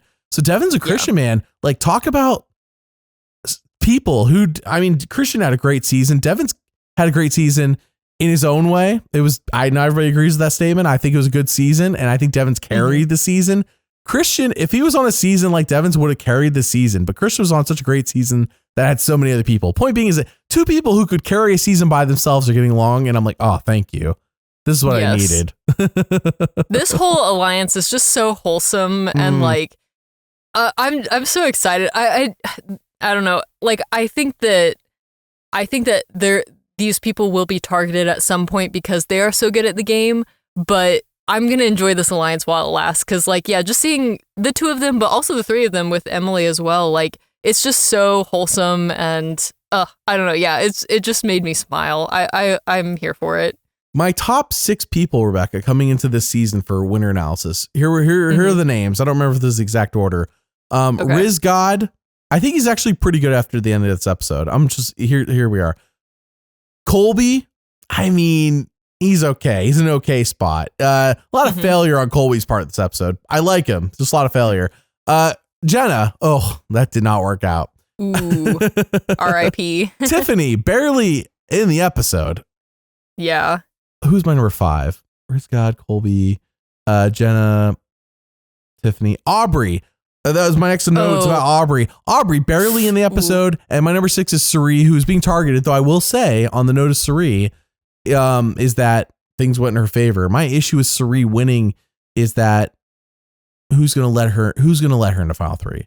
And is Cirie, if I just watched Cirie lose at Fire again, Yeah. And we know, she's not going to win unless there's some twist that they throw in the season that changes the way things happen towards the end game. Like, she's not going to win Fire. She's not going to win immunity, most likely, to get herself to the end. So that's going to be the toughest part of this game for her, for sure. It always is. It always is getting into the final 3 because Cirie just can't win a challenge and I can't even win Fire. Apparently she couldn't do it on season 12 Panama, couldn't do it in Australia versus the world. And that's a massive gap between those 2 times. It's like, okay, well, anyway, so my top 6, by the way, I didn't feel too great about, that's not going to be my top 6 tomorrow. Clearly my top 10, with Madison. I just want to I was reflecting on that. I was like, well, Jenna went and she was in my top 6. So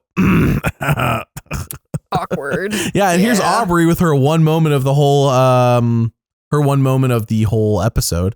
So my best. Do you want to talk about Aubrey now? Because I have some thoughts on her and this moment with Genevieve. Only time to talk about Aubrey. She is not present in the rest of this episode. She was not, and I was kind of surprised at just not only the lack of coverage, but also just I don't know. I was hoping that she and Genevieve were going to work together. Maybe that was more of a hope than a realistic thought. But I'm surprised at this tension between them. And frankly, I don't know, she's just not in the best spot right now because, if you've got this nerd alliance with Devens, Christian, and Emily, and then it's just I don't know, it just seems I'm getting my tribes mixed up here. With the Kyle thing.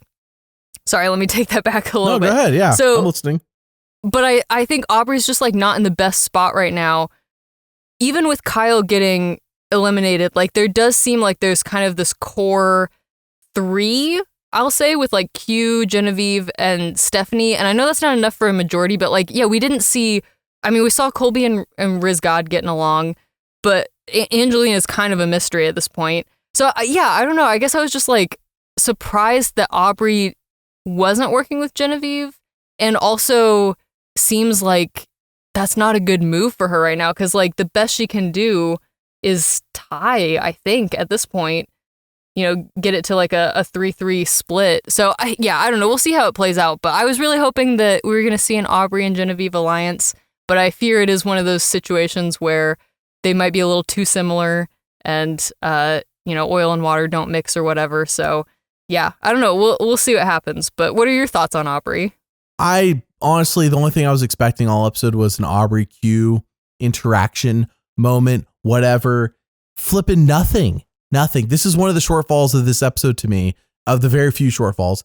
And that is like, how do we not get Aubrey acknowledging that Q literally said, oh, Mariah, you want to be like Aubrey? That's a big mistake. How is there nothing in the premiere? They're on the same tribe. How is there nothing from Q or Aubrey about this? Not even like one confessional. There was a serious lack of some things that had been, and like, that's a new era setup that like, you guys pay this off with something, anything. Like they had to have interacted at some point and we don't see it. And so to be fair, they could do it next week. They have other times to like pay it off, and maybe it didn't happen. Maybe nothing occurred this episode. Therefore, there's nothing to show, which is very possible.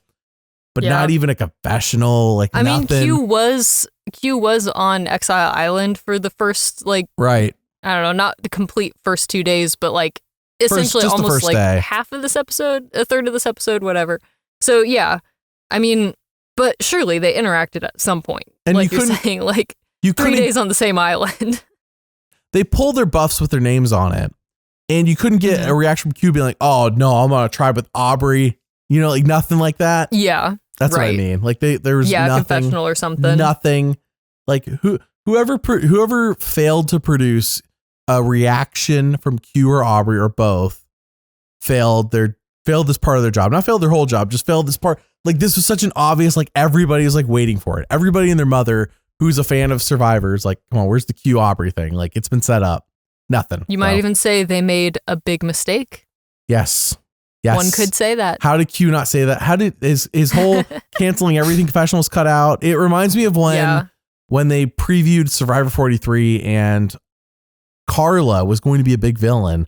That's how they projected her to be. They portrayed her to be in the preview for 43 that they made during 43. So they hadn't finished 43 filming it yet. And then when they actually aired 43, they're like, nope, she's not a villain. All that villainous stuff that we put in the preview, that's not even in the show anymore. And it's like, that's how I felt about the Q confessional being cut. And I'm like, oh no, what are we doing here? This is what I would pay good money for is if Q just did like a commentary. Like it doesn't need to be a podcast or anything special, but just like play the episode, do commentary. Right. Everything's a big mistake. I would pay money for that. So, like an official thing through CBS or whatever. Like, I would pay money for that. That'd be very entertaining. How they used to do it on the DVDs. Right. Yeah, So replace the On Fire podcast with the Q commentary podcast, and Q and whatever special guest that week commentate the entire episode. Yes. The entire length of the episode. I love that. That would be amazing. I would watch that. Q and Jeff commentating, or I don't know about Jeff. Q and a special guest every week. The commentate on the episode. Get Q and Aubrey on the first episode. Right. And be like, hey, can you believe they didn't show us interacting at all? That's crazy. Yeah. So, all right. So Aubrey talks to Genevieve, the weird vibe. And that's really it for Aubrey for the whole episode. And it just made me like my top 6. I'm just like, I feel worse and worse. Yeah. Okay.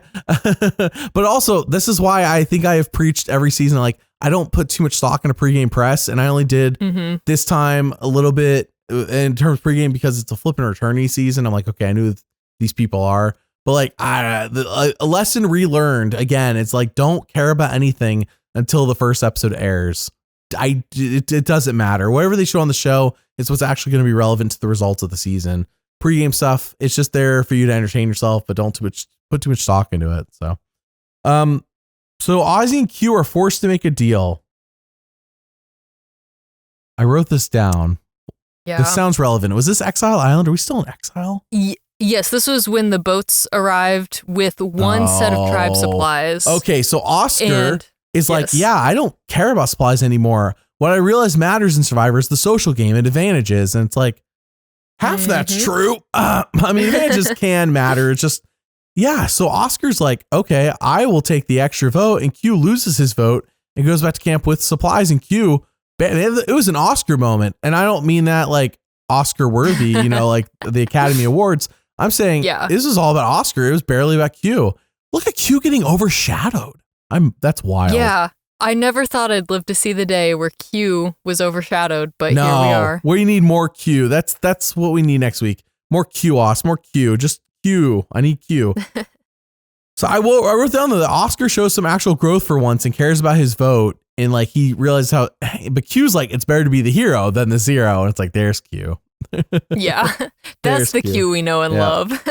Well, yeah, I will say, I thought that it was a funny contrast that Oscar was like, yeah, the advantages are super important. Like, I need to get this vote. Mm-hmm. And then later, which we'll get to, but when Genevieve sends him the idol, because she's like, yeah, he's going to get voted out with an idol in his pocket for sure. That was just a funny contrast. It's only I think it's only happened. I don't think he had an idol in his pocket on Game Changers. So it's only happened once before. It's not like Ozzy gets voted off all the time with idols in his pocket or something. Right.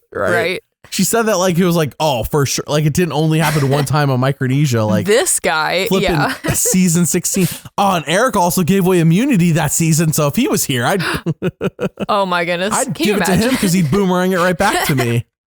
Anyways, so he would hand it to me. He could just hand it to me. Oh man, my goodness. Poor Eric. We have so much episode. I can't believe we just got off Exile Island. I didn't realize. Oh my gosh, we've been recording for 4 hours already. Goodness, man, you're gonna have to cut this down a little bit. Really if right now, check the timestamp if you're watching this on YouTube or listening on Spotify or whatever. If it's less than 4 hours, just know that like a lot of content was cut. Yeah. Oh my gosh, we just got the Exile. So something to note that I'm not a big fan of. Well, I'm not that I'm not a big fan of. Sorry, it's just that like I notice when it happens, and I'm always like, I wonder why. We don't see Oscar and Q arriving and then explaining what happened. Did Q explain what happened? Because Oscar did not. Oscar was not shown explaining anything from Exile. Yeah, we did see Q explain what happened, but I noted that too. We didn't see what Ozzy or what Oscar said to anybody, which I agree. I thought that was interesting because it's like I'm assuming he was, he told the truth except for that he has the extra vote, I'm assuming. But it is, it's like, why would we not see that? I don't know. There's just so much going on in this episode, but that seemed like an important thing to leave out. Did we need a 4-hour episode?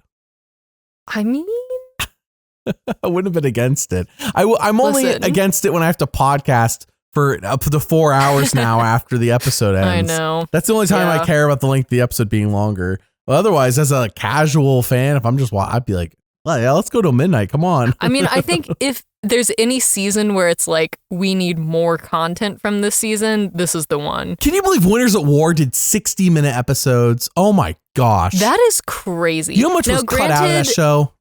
Granted, they had less people playing. They had 20 people and Edge of Extinction, Rebekah. They never lost anybody.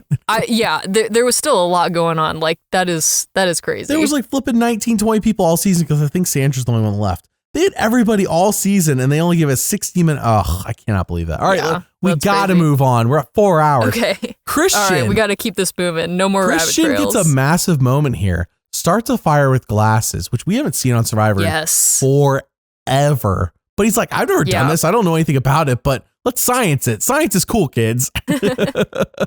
I loved this moment, and I wanted to talk about it because there were so many things throughout this whole episode that just made me feel like the old Survivor is back. And this was one of those things where it's, a relatively small thing. Like, you're out there surviving and you made fire. We've seen people make fire before with glasses, although, like you said, it's been a while. But I just thought it was so funny, like the juxtaposition of these old school players coming together and being like, oh yeah, we can figure out how to make fire. And then you had, I think it was Savannah that was sitting there and she was like, it literally never would have occurred to me to even try to make fire with glasses. Like, I didn't know that, I didn't know that was an option. And I think it just like, I don't know, it just speaks to the spirit of these old school players where they were like, just more, I don't know what it is. It's like an enthusiasm or just like resourcefulness. I don't know what it is exactly, but there's just, this is such an old school spirit. And this moment, I mean, they did make kind of a moment out of it on the show, but it just felt so big to me where I was like, oh man, the old Survivor is back. Like, I was just like watching this whole thing and it's like, yeah, I've seen people make fire on the TV on this show a million times, but you just watch this moment. It's like, yeah, this is Survivor. Like, we're back. I'm just grinning, It was a great moment. I just want to throw this out there. The difference, the stark difference of the casting of pre-39 Jesse Tannenbaum took over as the head of casting for 39. What an amazing season, by the way, 39. Everybody loves that one. I'm not. Big ups to that season. I can't knock Jesse for that. By the way, that's just a joke. Because like really, I will attribute the 41 through 49 casting. That's really Jesse. 39. I'm sure that was all because Lynn Spillman got cut after 38, and I'm sure there was a whole transition period. Not an easy job to do the casting, but I will say that the casting 41 through 49, compare that to casting of 1 through 38. And while 1 through 38 has so many more people and so many more examples, just like the difference of the kind of people, and it's like, who do I want to watch?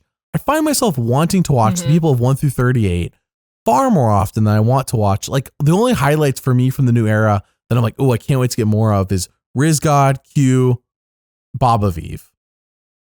That's really it. Everyone else, I'm like, take them or leave them on whether they were on the season.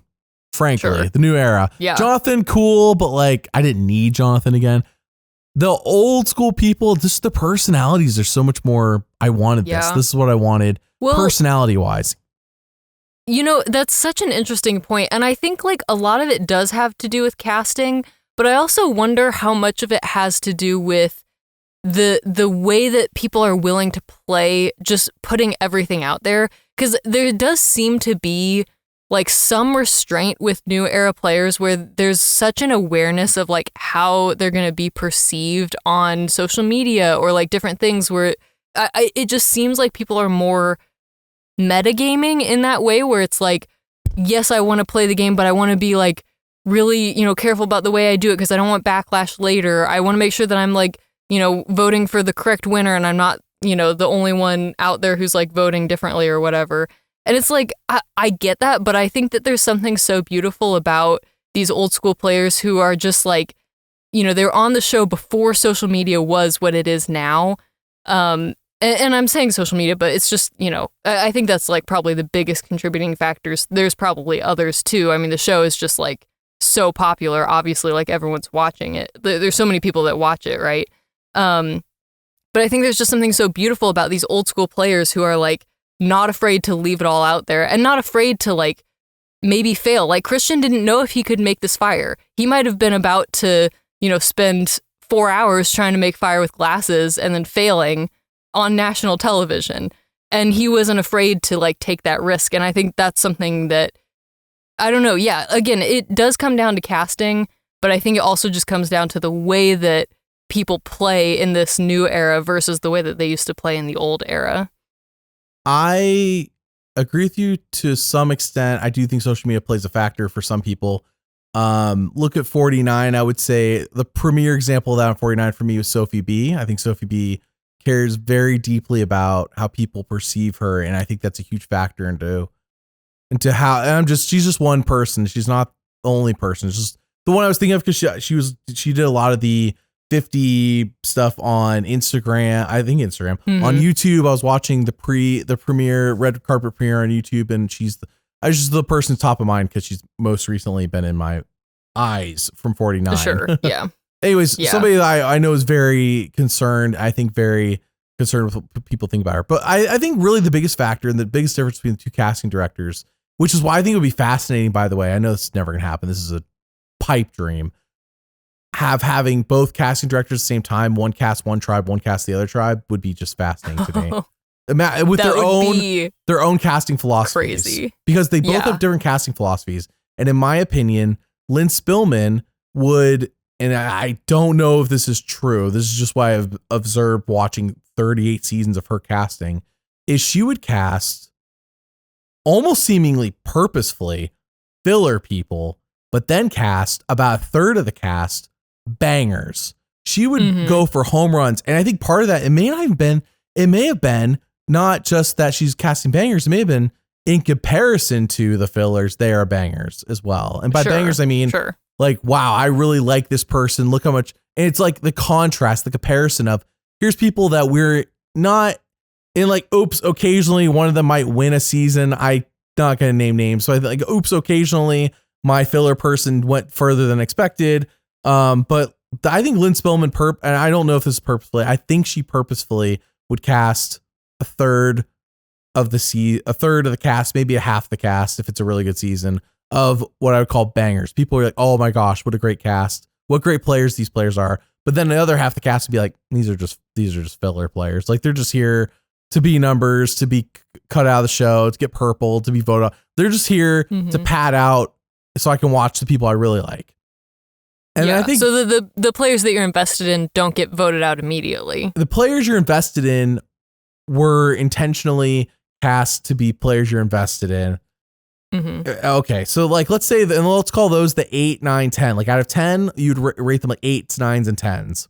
Those are your banger players on a season, and you don't always get a lot of them. Sometimes you only get like 3 or 4 of them, but like as long as they're there, it's a good season. I really love these 8s, 9s, 10s. There's so many 1s, 2s, and 3s around here. 8, 9, 10. Oh, they make the season for me. Well, and for like example, a 10 not Edge necessarily being the best player, but like the person that you want to watch. Yeah. They're going to cause chaos or be interesting in some way. You're invested in this person. You're rooting for them. It's not necessarily they're a 10 out of 10 player. Right, correct. Or they're going to pretend that their grandma died. You know, a recent example that we saw tonight. Like, let's look at Edge of Extinction, for example. I think Edge of Extinction is a good cast at a twist that not everybody liked, but I think it was a good cast. And unfortunately, in many people's minds, a filler person won the season. And Chris is not a dynamic personality. He's in reality a filler person in terms of character wise. Like I love the finale of Edge of Extinction. It's a movie to me, that finale. Rick Devens carried that season. There's so many good people on it, but Rick Devens was the star. He was your 10 out of 10. In my opinion, there were quite a few 8s on that season out of 10, but Rick Devens was the 10 out of 10. And then Chris Underwood wins, and Chris Underwood would probably fall in the filler category. I know this might sound harsh to some, it's just my assessment.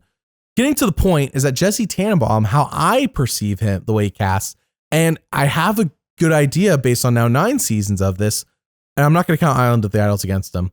9 seasons of this, and you can compare the 60-minute episodes to 90-minute episodes to know that, okay, it doesn't matter how long the episode is. This is just how it casts. Like, it's not like, oh, okay, 90 minutes, it really reveals the weaknesses of your cast. No, I think Jesse Tannenbaum, in my opinion, casts people who I would rate somewhere between 4 and 7 out of 10. And it's just like a cast full of 4s through 7s. And you get the occasional 10 out of 10. And I mean occasional, like Q is an occasional. Carolyn from 44.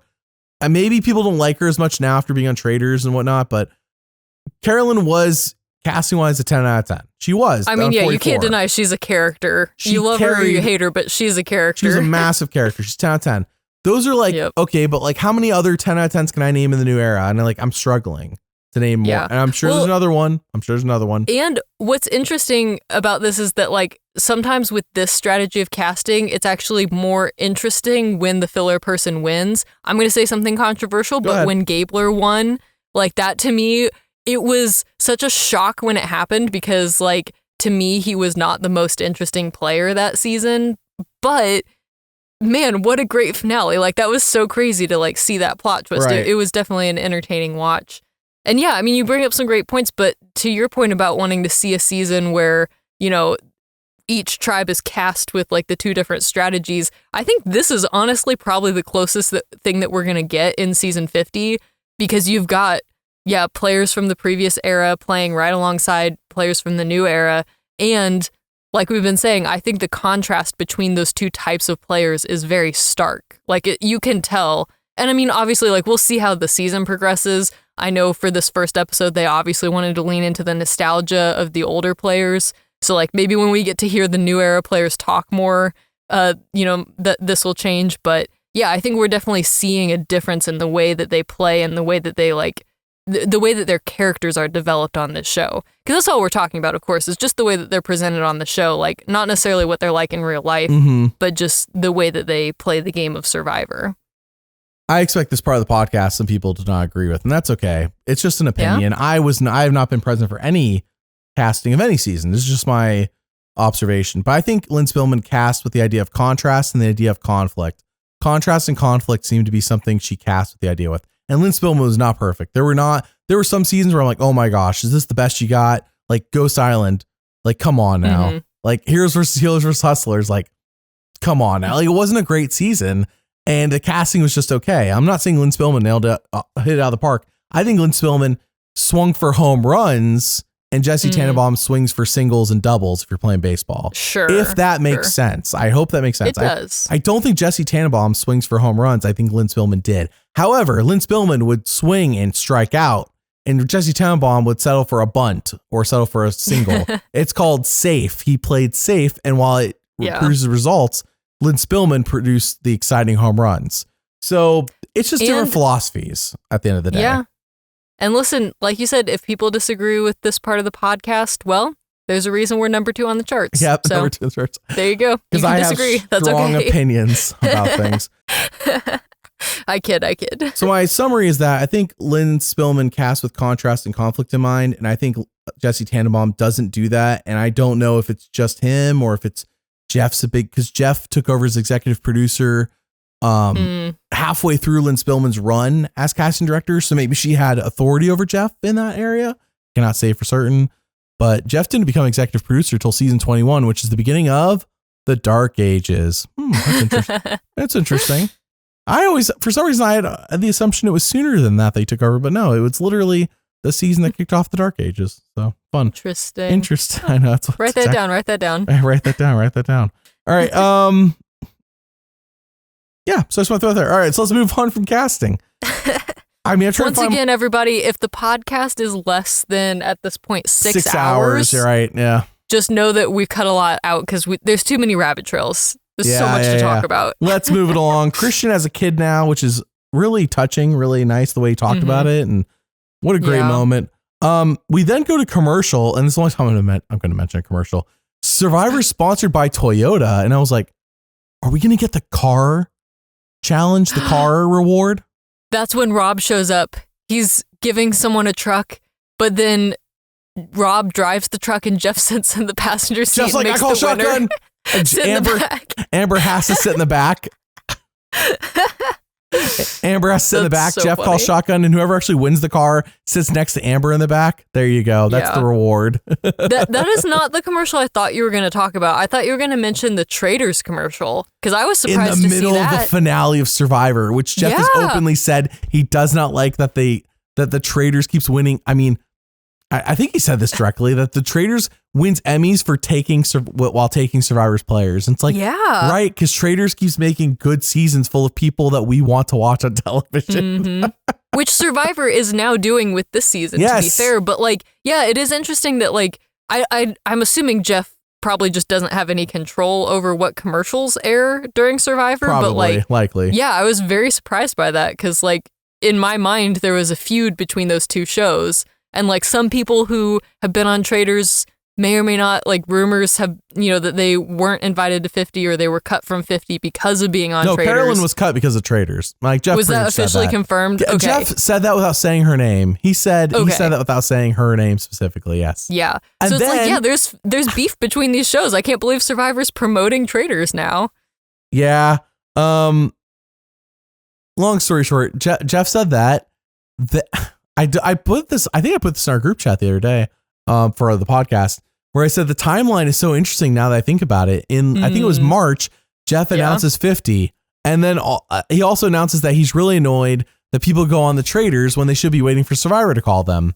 Cut to the month of June or July, whenever they filmed the part of Survivor 50 where Mr. Beast shows up and they're doing a Beast Games collab. And also Mr. Beast shows up to the island to do the Beast Games collab because there was an episode during Beast Games season 2 where they had a whole Survivor themed episode. And then magically, come the month of August, Jeff's doing interviews like, actually, I've changed my mind. I realize I have made a mistake saying that going on other shows is no bueno.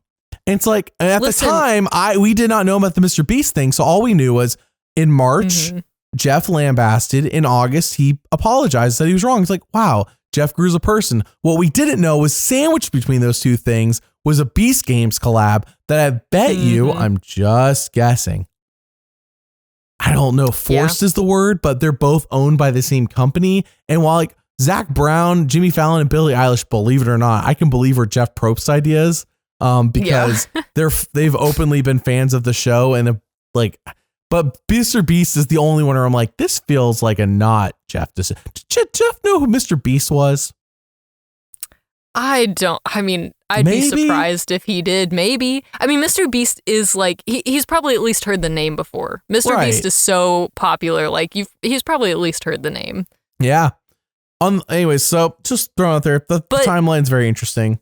Listen, here's the thing. Maybe Jeff did some self-reflection. Maybe this is his Oscar moment. And now instead of being called Jeff, he's going to be Jeffrey. He's older, wiser. He's reflected. And like Oscar? Now I think, yeah, like Oscar, like Ozzy becoming Oscar. Mm-hmm. Jeff is now becoming Jeffrey, or I don't know. But yeah, I think we should call him Jeffrey now. You mentioned the rivalry between the two shows. It's really not. It's a one-sided rivalry. Like Traitors has not. That is true. Traitors has no beef with Survivor. Traitors is doing its casting thing. Survivor players. Right. I mean, yeah. Yeah, they've got no beef with Survivor. Traitors does its own thing, wins Emmys. Survivor's jealous. That's how. That's the feud.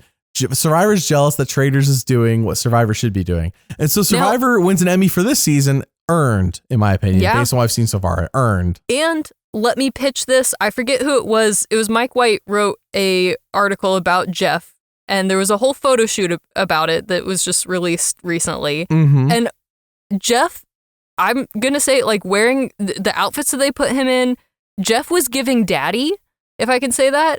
And I think... Is this daddy in an attractive way? Is that what you're saying? It's daddy in an essence. Like, he just had the essence of daddy, if that makes sense. And what I'm saying is that I think a huge draw to Traitors is Alan's outfits. And I'm just saying, like, I have no beef with Jeff's outfits that he wears on Survivor. I think they're pretty iconic. But just throwing it out there, maybe if Jeff started wearing more outfits like he did for this photo shoot on Survivor, maybe that would help the ratings. That's all I'm going to say about that. All right. Man, I cannot believe we still haven't got to the immunity challenge, Rebekah, and we're 6.5 hours into our podcast. Oh my goodness, it's crazy. Devens tells Cirie that Jenna is throwing her name out because I think Christian told Devens. It's a whole thing. There's so many things happening.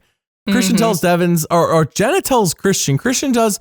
I want to throw out there that Christian revealed after David vs. Goliath that his tell for whether he's really agreeing with you or not is he will say yes to things he wants, which, by the way, Coach does as well. If you saw that conversation with Chrissy and Coach in the ocean, Coach was agreeing to nothing Chrissy was saying. And Mary's right next to me, and Mary's like, oh, Coach is not agreeing to. I'm like, yeah, we've seen Coach enough to know, and I'm surprised Chrissy doesn't know this, that Coach is not agreeing to anything she's saying. Coach is doing his usual thing. Coach, unless Coach says, I am doing X, Coach is not doing X. You can never trust Coach to do X. That's why his thing is staying silent and just nodding his head. That's Coach's thing. Christian's thing is saying, oh, that's really interesting. Wow, that's a good idea. Wow, have you thought? And like Christian acts interested and asks questions and makes you feel good about the conversation, but doesn't agree to anything. And Christian does what Coach wants to do, if that makes sense. Yeah. So Jenna doesn't feel burned by Christian, even though in reality, Christian's the reason anyone even knew. Well, Jenna later on was like, this is why I've been talking about, guys. So maybe Jenna was telling everybody. But the way it's presented in the show is Jenna tells Christian tells Devens tells Cirie. Yeah, I think that's the thing. Like, that's how it got back to Cirie. So that's how the information was leaked to Cirie, and then she was able to work her magic. And I really loved, Cirie is just such an icon. Like that confessional that she had where she's like, I can't help if I give off queen energy. Like, Cirie, the icon that you are. Like, that was so great. But yeah, like I think to your point, like Christian is the reason that Cirie found out. And then that's how she was able to, work her magic and get Jenna voted out. And at Tribal, not jumping ahead too much, but at Tribal, Cirie's like, Jeff, that's why I got off the couch. And Jeff's like nodding. He's like, yes, you said the thing. Yes. Say the line, Bart. Right. Yeah. Yeah. All right. So Ozzy wants to work with Cirie for once is what I wrote down. Because on Game Changers, they both squashed their beef, but like it didn't matter because I think after like one episode, they split up the tribes. So like they were not together long enough to even see if they really did squash their beef. But it's like here, no, Oscar is like, no, I want to work with Cirie, and it seems legit. So Vatu does a fashion show. What do you think about the fashion show? I thought it was great. I loved, this is again, something that I just love about old Survivor, and not that they don't do this in new Survivor, but I just love when we get to see like a little peek into what it's like camp to life. Actually live on the beach, like actual camp life. Because the strategy is important and it's great and I love it. But, people who have played the show talk about like just how much downtime there is. And I also think like this moment seemed important to Rizgod's character development because it's very tied in with like Colby's, narration of like, oh, I see him now and like I want to mentor him basically. And so it is, important plot wise, but I don't know. I just love to see people having fun. And Genevieve's blazer that she has this season is iconic. And I loved Kyle's buff shirt. That was great. So 10 out of 10 all around. I loved this little moment. It was very good. I think Baba Vive is more attractive this season than she was in 47. Yeah. Like her look has gotten more bolder. I don't know. Maybe she's really found her groove, found her look. Yeah, I think it's her look, but it's also like, I think there's a confidence that she has this season. Not that she wasn't confident in her first season, but like knowing, okay, I've played Survivor this way and I've made mistakes and I understand what those mistakes are. And now I know how to play better. I think there's something about that confidence that just, I don't know. Yeah, I'm really enjoying her aura this season. It's great. Well, Baba Vive, when she was just known as Genevieve on her first season, was basically purpled for 3 episodes until episode 4 when her third eye activated. And she's like, she saw a conversation she wasn't even present for. And she's like, what about Genevieve? Like when Keyshawn said that, that's when Genevieve activated. And then in between her seasons, she evolved to Baba Vive like a Pokemon. So hello, Baba Vive. All right. Colby loves the Rizgod now. They connect really well. It's like a father-son dynamic. Blood versus Water 3, Colby and Rizgod. I thought it was going to be Rizgod and Lizgod, but maybe it should be Colby and the Rizgod. Yeah. A rival season, or maybe, no, that's what actually, what I'm about to say is something they would really do. Oops, all friends season. It would be an Oops, all friends season. Oh, we brought back all these friendships so they can stab each other in the back. Every new era season. Right, but it's a returning season of just friends. I'm kidding. Yeah. Oops, all friends. There's been some conflict in the new era, but that's really funny. Yeah, not the same extent. So I gotta throw out there because Camilla had a highlight moment for me before we go to the immunity challenge. She said that she's sick of the type of strategy that she saw in 48. And I was like, oh, preaching to the choir. Yes. I hated the strategy of 48. It was so boring. And the characters were mostly boring. And it was just like, ugh, what a boring season. Ugh. It's almost like she watched the same season we did. I know, right? Well, and like, I think you mentioned this before, but just, I think the fact that they just watched season 48 before coming out here. And saw the reaction. Yeah. And I don't know exactly what the timeline was between like finding out that they were cast on 50 and then like when they actually went out. But I'm assuming that there was like at least a little bit of time. Like I would be shocked if there wasn't some rewatching of old seasons. Like I don't know if Camilla specifically knew like who was going to be on this show or on the season. But like, yeah, if it seems like a lot of people rewatched old seasons to kind of prep for this season, right? And I don't know if she knew exactly like which seasons to watch, but like, yeah, you watch a lot of the old classic, like the fan favorite older seasons. And then at the same time that you're watching season 48 air, like I have to imagine, I mean, that's such a stark contrast. Like, yeah, I'm sure that was something that she picked up on is just like, again, the difference between the two eras. Yeah, I think you're making some good points there, Rebekah. Let's move on to the immunity challenge. The immunity challenge to me was a challenge of it ends in a puzzle. Okay, cool. What's important here though are 2 moments. One is Cirie is taking a year and a half to throw the rope onto that. And I do think that, and they didn't say it, I don't think they said it on the show. It seemed like it was required that everybody has a task, if that makes sense. And they're like, well, here's the task we'll give to Cirie. Ended up being a big, as Q would say, a big mistake, that task. Out of all the tasks, maybe Cirie should have been on the puzzle because on Game Changers, Cirie was actually good at the team puzzles, the puzzles where it's a tri puzzle, sorry. The tri puzzles. So Cirie's good at that. I'm surprised they put Cirie on this, but they put Christian and Emily on it. And I know they were thinking like, they're both nerds, they're both going to work well together. But like Cirie's actually pretty good at puzzles. Don't underestimate Cirie on puzzles.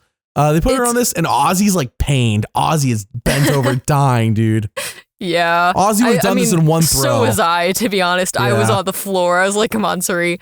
But I mean, I think like yes, don't underestimate Cirie on the puzzles, but also, frankly, like, you put Christian and anyone else on the puzzle, like, you're going to be fine. You know what I mean? Well, like, if it was a slide puzzle, Christian would have had done 5 seconds, as we all know. Right, exactly. Right. Like, I don't mean to discount Emily at all, because I know that she's also really good at puzzles, but, like, I'm just saying, like, even if they thought that that wasn't going to be Cirie's strongest, like, position on this challenge, it seems like, again, like you're saying, crazy. Pair Christian with Cirie, right? Yeah, like, have Emily do the toss and then have Cirie and Christian do the puzzle. And even if you're worried about Cirie on the puzzle, just, I mean, trust that Christian's going to carry it, you know? Like, Right. yeah, I mean, Christian said it when they got back to camp, like, this was a strategy mistake, the way that they placed people on this challenge. And honestly, like, kind of a rookie mistake, in my opinion, especially in a season where bad decision. It's all returnees, and it's people that, like, you know their strengths and weaknesses for the most part. Like, yeah, Savannah's an unknown, but, like, everyone knows that Cirie is not great at these immunity challenges. So, like, yeah, that was definitely a very rookie mistake, in my opinion. If only Savannah had yelled at Cirie to do it for her mom, but with the F word in between. Yeah, man. That's the remember, that the new Savannah era players got. aren't allowed to speak in this episode, so Savannah wasn't allowed to talk. Do it for your mom, she says to Christina. And that at Final Trial, she's like, I think I said do it for, like, one of your kids or something. And it's like, no, you didn't. You said do it for your mom. That's what you said. What a great moment. She's like, I don't know. I just kind of blacked out and started yelling. Kind of blacked out, started yelling about doing it for your mom. But anyways, Kyle injures his ankle in a moment that they definitely, like, left the camera hanging on it. And I appreciate there wasn't, like, a bunch of cuts and stuff. It was like, they let you see what happened. And, like, it wasn't that it looked like it was bad. It's just that the music, the sound design, stuff that we don't really consciously think about when watching Survivor, or at least I don't until I rewatch. Well, with the exception of the voting music this episode, we haven't got tribal yet. Oh, yeah. Yeah. With the exception of that. So, it's just like the way they're the great job editing is what I'm saying, to let me know like something's wrong here. And it's not just because Kyle obviously reacted. It's just like you could tell as the moment was happening, like, oh no, like this is they're really focused on it. They usually have cut 3 times by now to other things and they haven't, which makes me think something's happening here. And it wasn't an incredible thing, clearly, as he fell, but it wasn't that big of a fall. He slid down half of it. I think he just, like, landed weird. Right. And also, like, I've never injured my Achilles tendon, I believe is the term for what he injured. That's what they said, but, from what I understand, though, from, like, people who have had that injury, I thought it was a super painful injury to get. But he seemed like he was almost, like, in no pain at any point in time. His adrenaline was probably just pumping. Yeah, but even later when they were, like, checking him at camp, he was, like, very little pain. I mean, he was like walking on it around camp. Like, I was kind of surprised by that. I'm not a doctor, so if anyone knows more about that, I'd be curious to know. But I was under the impression that that was a super painful injury. And I don't know if he was just playing it down because he wanted to play, stay in the game. But I was surprised by how severe the injury ended up being given his initial reaction to it. I recall on San Juan del Sur, Missy, I don't know what she hurt exactly on a challenge. I think it was her ankle as well. She must not have torn her Achilles tendon because they put her in a boot and she just couldn't do any challenges, but she was still allowed to, like, vote and stuff. And I wonder if her injury, the thing is, I just watched San Juan del Sur, but every time I watch it and I see Missy stuff, all I can think about is how they go to the finale and they talk to Austin, the Make-A-Wish kid. And they're like, Austin, you helped us design a challenge. And it was literally the challenge that injured Missy's ankle. And all I can remember is Austin saying, "You're welcome" to all of America. And it's like, I know he didn't mean you're welcome for him injuring Missy's ankle, but that's how I took it. And of course, so Austin ends up being a dream teamer for Survivor for challenges. And it's just like, I didn't know that. Yep. This is all in the secrets videos, people. You got to watch them. I got so many things in in those videos. So you got to check them out. But yeah, one of them is that Austin, that would Make-A-Wish kid, going to be a dream teamer. As of Survivor 45, I think is when he started, if not before that, but I think it was around 45. So yeah, it was, anyways, so I don't know exactly where her injury is what I'm saying. I just remember, it's always the comedy of the fact that this kid helped design it and then tells everyone you're welcome. And it's literally the challenge that injured Missy's ankle. So, Kyle injures his ankle. So Teal wins immunity. Purple wins immunity. By the way, Purple not being the trash fire at challenges like we predicted, though maybe with Kyle gone, they will be, because Kyle was clearly one of the stronger people. He was, but I mean, I don't know. They've still got Q, and like when Kyle... They got Q. Q was never good at challenges, and now he's good. Well, okay, I'm not saying he's great at challenges, but I am saying that he did lift Kyle up the ramp in this episode. There's certain aspects of the challenge that I think Q could be helpful with.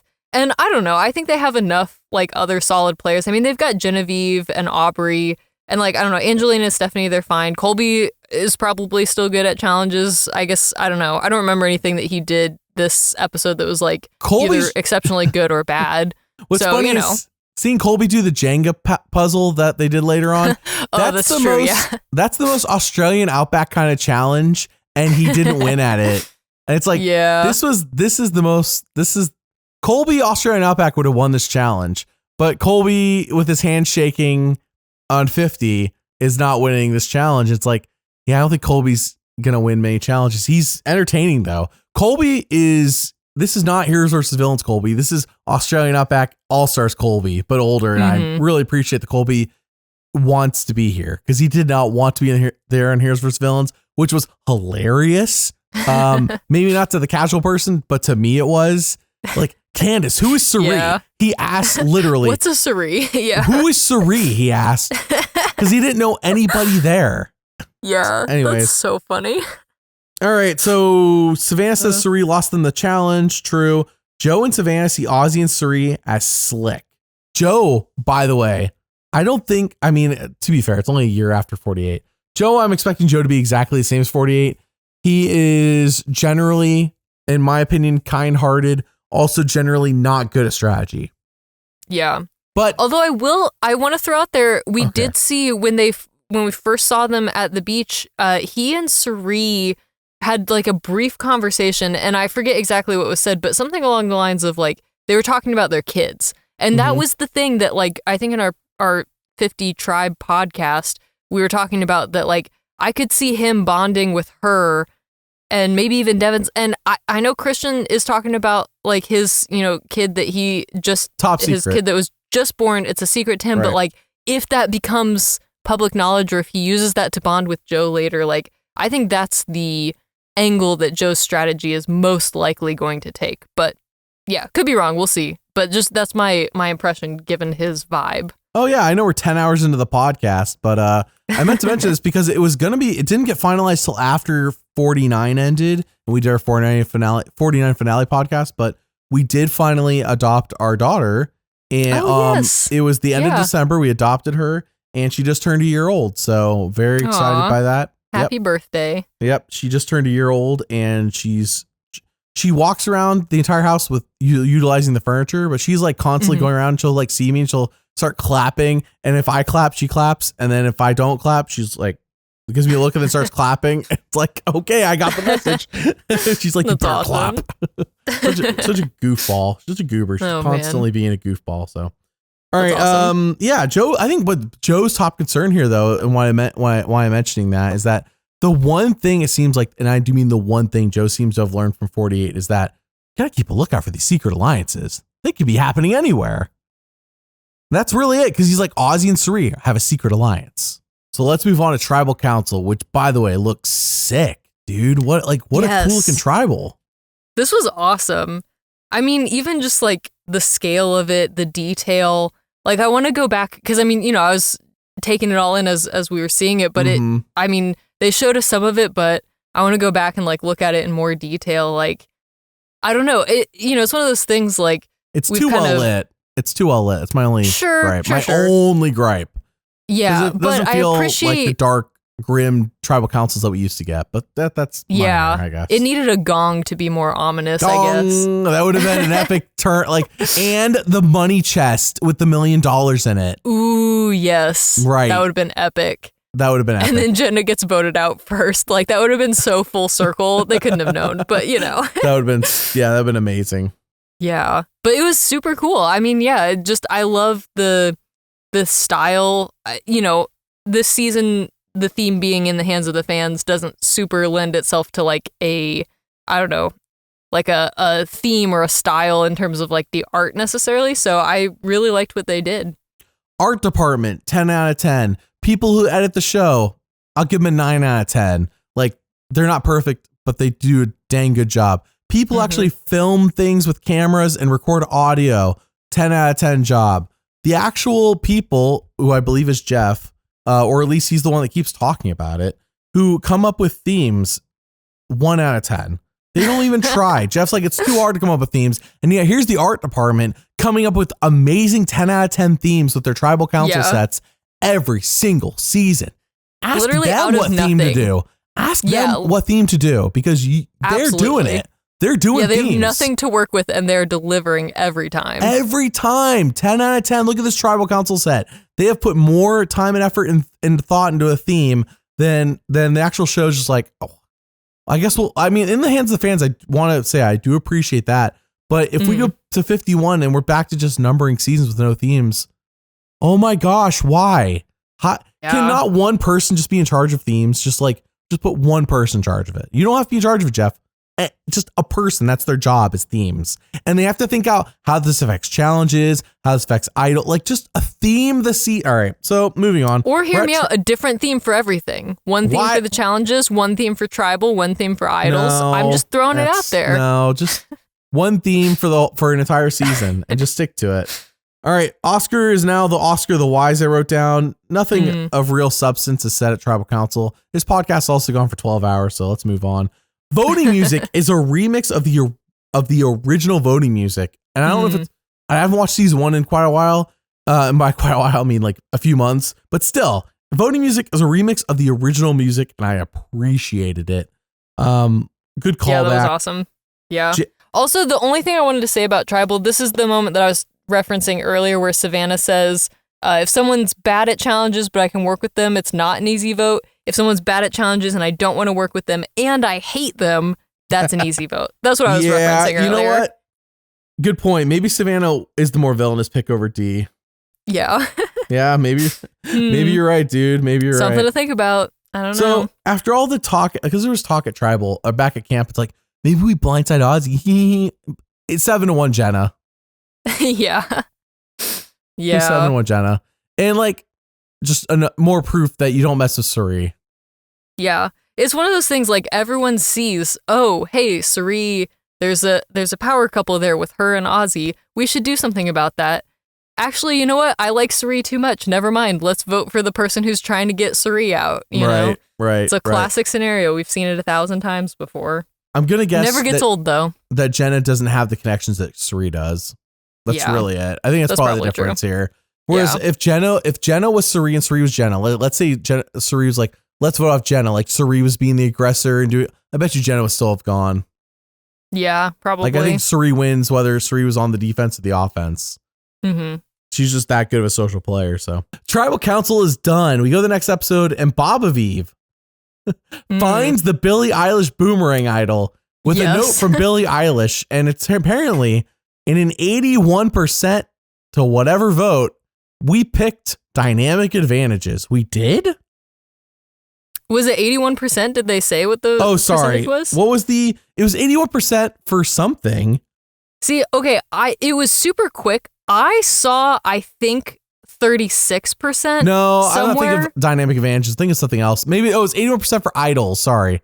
Idols or no idols. Copy. 81% for idols. That's what it was. Okay. Gotcha. 81% for idols. So which makes sense. I was pro idols. I'm not anti-idols. Yeah. Like that one was going to win. So 81% for idols. She gets the Billie Eilish boomerang idol, which means you give it to somebody, and if they get voted off, you get the idol back. It boomerangs back to you, but you are risking that they're actually going to play the idol correctly. So you're trying to give it to somebody you don't think would play the idol. And I'm like, oh, it's going to be given to Devens because in the trailer, Devens talks about the Billie Eilish boomerang idol, and yet she gives it to Oscar, and I'm like, dang, Oscar's sitting on an extra vote and the boomerang idol. When does Devens find out about this? As he said, this is the most power that he's had in the game. I do wonder if there's maybe more than one Billie Eilish boomerang idol. Like maybe there's one at each camp, perhaps. So that might be a different Billie Eilish boomerang idol. Make a good point. That could be correct. But yes, we will find out. But I have to say, despite the celebrityness of this idol, I really like this idol. Great idol. I really like the gameplay aspect of it. Like there's interesting strategy to it. And yeah, I don't know. I'm a big fan of this one. Yeah, I agree. I think we talked about this during preseason stuff. I forget whether it's you, Madison, or Mary, but I agree. This Billie Eilish Boomerang Idol, forget the Billie Eilish part. The Boomerang Idol, like, good idea. I like it. This is a good advantage. This is an advantage where there is thought involved. The advantage itself is simple. It's just an idol. However, how it is given to somebody and how it can be given back to you is like fresh idea. I like this idea. So definitely like this idol. Good choice. She sends it to Oscar, and Bob Aviv, when talking about who to send it to, says, what about Devens? What about Oscar? What about blah, blah, blah? And I'm like, say, what about Genevieve? She said, what about, we need the clip. I know she said, what about 5 different people, but she didn't say, what about Genevieve? And I was like, they're doing this on purpose. They have to be. They're messing with me. Why would she say this in this context, though? She'll say it at some point this season. You think she'll say her own name? Yeah, absolutely. She'll have another third eye moment where she's like, maybe someone else is also finding a Billie Eilish Boomerang Idol, and they're thinking, what about Genevieve? And that's how she'll say it. Fall out of my chair if Genevieve has another what about Genevieve moment where she has a third eye and sees conversation she was not present for. That would be the ultimate repeat. Like iconic. That's a repeat to do. That's one of the few repeats. Like cancel Christmas and that one. Like repeat it, please. Bring it back encore. Run it back. Yep. Run it back. Okay, so Ozzy's providing for his tribe, and Devin says he's still gonna go, and then that's when Oscar gets his idol. So, as Devens, by the way, while walking with Christian, is looking at I want to point out that Devens is doing the right thing. He's looking right off the walking path at waist height. Yeah, that's the right move. That's how you do it. Yep. And now Bob Aviv did find it in a log on the beach, so that wasn't off the walking path at waist height. And really, that hasn't been a thing since season 39, I think, or Winters at War, maybe at worst. In the new era, they've been putting it either in super obvious places or not very obvious places, depending on which season it is. Like, for example, right next to the fire, or for example, literally pinned to a tree at literal face height, because we need you to find this before the challenge kind of deal. But then other times they'll be in obscure places. So, or sewn into the tarp on your shelter. But when Devens was finding idols on 38, he's probably used to just finding them off the walking path at waist height. Yeah. So that's where he's looking. If you notice when he's walking with Christian, he's just looking waist height, eye height, off the walking path, because that's where it was on his season, I bet. It's been literally a month since I made his video. You think I'd remember, but so much Survivor, dude. So much Survivor. I can't remember all of it. We then get a journey, and you better believe this is the only time this whole episode I rolled my eyes. This is it. This is it. I was like, the one thing we did not need this episode, a journey. And I have to say, like, in my opinion, this is one of the lamer journeys. Lame. Like, initially they set it up that like the only thing you're playing for is to not lose your vote, which is like so lame. Like this is all the things that we've been saying like we dislike about journeys.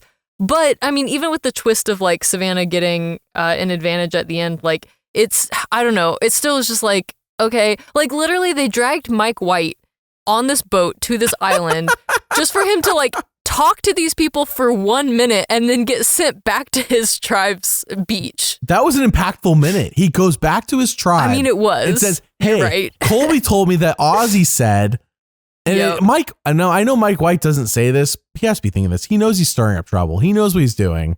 Yeah. He knows what he's doing. But also, he didn't think Coach was going to react that way either. Yeah, and also, like, why would you not share that? Like, even if you are stirring up trouble with Coach, it's like, I feel like it's better to do that and earn the trust of everyone else on your tribe and upset Coach a little bit as opposed to just not saying anything. Because Mike's like, oh, I like that Coach did this. This is a positive for me that he did this. Right. Goes back and tells Coach thinking we're going to have a connection here, maybe. And Coach is like over there seething because somebody exposed him. For the millionth time in 4 seasons of Survivor, that Coach says one thing and does another thing. It is true that Coach did not agree with Ozzy. So Coach can just be like, I never agreed to that. Like, but he doesn't take it like that. Yeah. He takes it personally. Like, this is a shot against me and my honor and my pride. Ozzy betrayed me. Ozzy made me lose South Pacific. He said it like 3 times this episode. Ozzy made me lose. No, dude, you lost South Pacific. You lost South Pacific. And if you don't realize that, then you're going to lose this season too. And he hasn't realized it. Therefore, I can't see Coach winning 50. He's going to lose this season. He can't win this season if he still thinks the reason he lost South Pacific is because of Ozzy. I know. Ozzy was but one vote of a jury. One vote. Yeah. And that jury already was on Ponderosa saying that they were not rooting for Coach. They were all rooting for Ozzy. So like, they weren't very early in the Ponderosa, that jury, they would be like, oh, it looks like Coach is going to win it. But then the last time they said that was like episode 8. There was like 5 or 6 more episodes where they like did not say anything about liking Coach. And by the end, they're like, I'm rooting for Ozzy. I hope Ozzy wins this thing. Screw the rest of them. Yeah. It wasn't like Coach had won them over and Ozzy came in and swooped up and no, that's not what happened. So whatever. Anyways, I wasn't on the island. Maybe I'm wrong. So Mike, Savannah, and Colby go on the journey. Mike hears this gossip from Colby.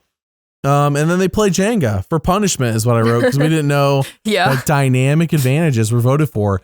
I want to point out, and I know we talked about this in our group podcast chat, but everyone here, let's keep this between us. Just notice that all the votes so far, by the way, every vote and the result makes sense because of how they worded those questions. We talked about during 48, how they would word things in such a way where it's like, here's the question. The option we don't want you to pick is said in a very straightforward way, like almost like matter of fact, boring, basic. The one we want you to choose, we flourish the answer to make it sound better. Notice how because there was no option for no advantages. It was for minimal, strategic, or dynamic. What's the difference between strategic and dynamic? Why not minimal, medium, or large? Minimal, you know what I mean? Like minimal, normal, and extra or something like that. You know, like something. But it was like or strategic, like dynamic. Small, large celebrities. Like there's, I feel like, when did we vote for celebrities? Tiers. Yeah. Because they started the episode. That being an option. They started the episode, they're like, this season, the producers get no say. The fans are making all the decisions. We are? That's interesting. I don't remember being invited to all those meetings where we talked about the Billie Eilish Boomerang Idol, but okay. Yeah, if you say I was there, I was there. I guess I'll check my Google Calendar. I must have forgotten being at all the meetings where we got to, all of us as a collective group made all the decisions about Billie Eilish Boomerang Idol. All right. Jeff just wouldn't stop emailing us. There's so many decisions. He's like, I have another question, you guys. I can't make any decisions myself this season. It's only you all. Oh my goodness. Colby loses Jenga for punishment. Savannah wins block a vote, and they don't tell you what percentage dynamic vote won. Yes. This was the part where I need to go back and watch it because as Savannah was holding the note, I think I saw that it said 36% something, but it was so fast I couldn't read it. So I don't know. I could have been wrong. I need to go back and rewatch that moment. And it was a 3-way vote, so it's probably 36% to 33 to I don't know, to 30. Yeah, it probably was close. But to your point, that is interesting that they didn't give us the percentages for this one specific thing when they did give percentages for everything else. Because for everything else, I think it was binary choices. It was obvious to say 60-40, 53-47, or 81-19. But in this case, they're like 36% of people chose this. That's not a majority. It beats the other two, but it's not a majority. You know what I mean? So it wouldn't sound good if they said 36%. So I think they just didn't say it. And therefore, only people like us who are podcasting now for 28 hours are mentioning things like this. Yeah. This deep into a podcast. And they're like, that's the only people who will notice. So, yeah. Yeah. So Colby comes back, tells his tribe the truth. And Q's like, oh, crap. 2 of us don't have votes. Yeah. And also Kyle's going to leave soon. So I have a tribe of, what was it originally? 8? They're down to only 5 people being able to vote the next tribal. That is crazy. And also, I think, and that's if I'm there's not no 100% more, sure. But Rebekah, that's if there's no more journeys or advantages to take another person's vote. Yeah, that's you're only so right. If nothing else changes. If we've got supposedly dynamic advantages, who knows what could happen. But also, I think Kyle was the only one who knew that Q has lost a vote, unless I'm misremembering. But yeah, I'm curious I think so how too. That's going to play out. Yeah, that's true. Because that's the only person, you're right, it's the only person we saw him tell was Kyle.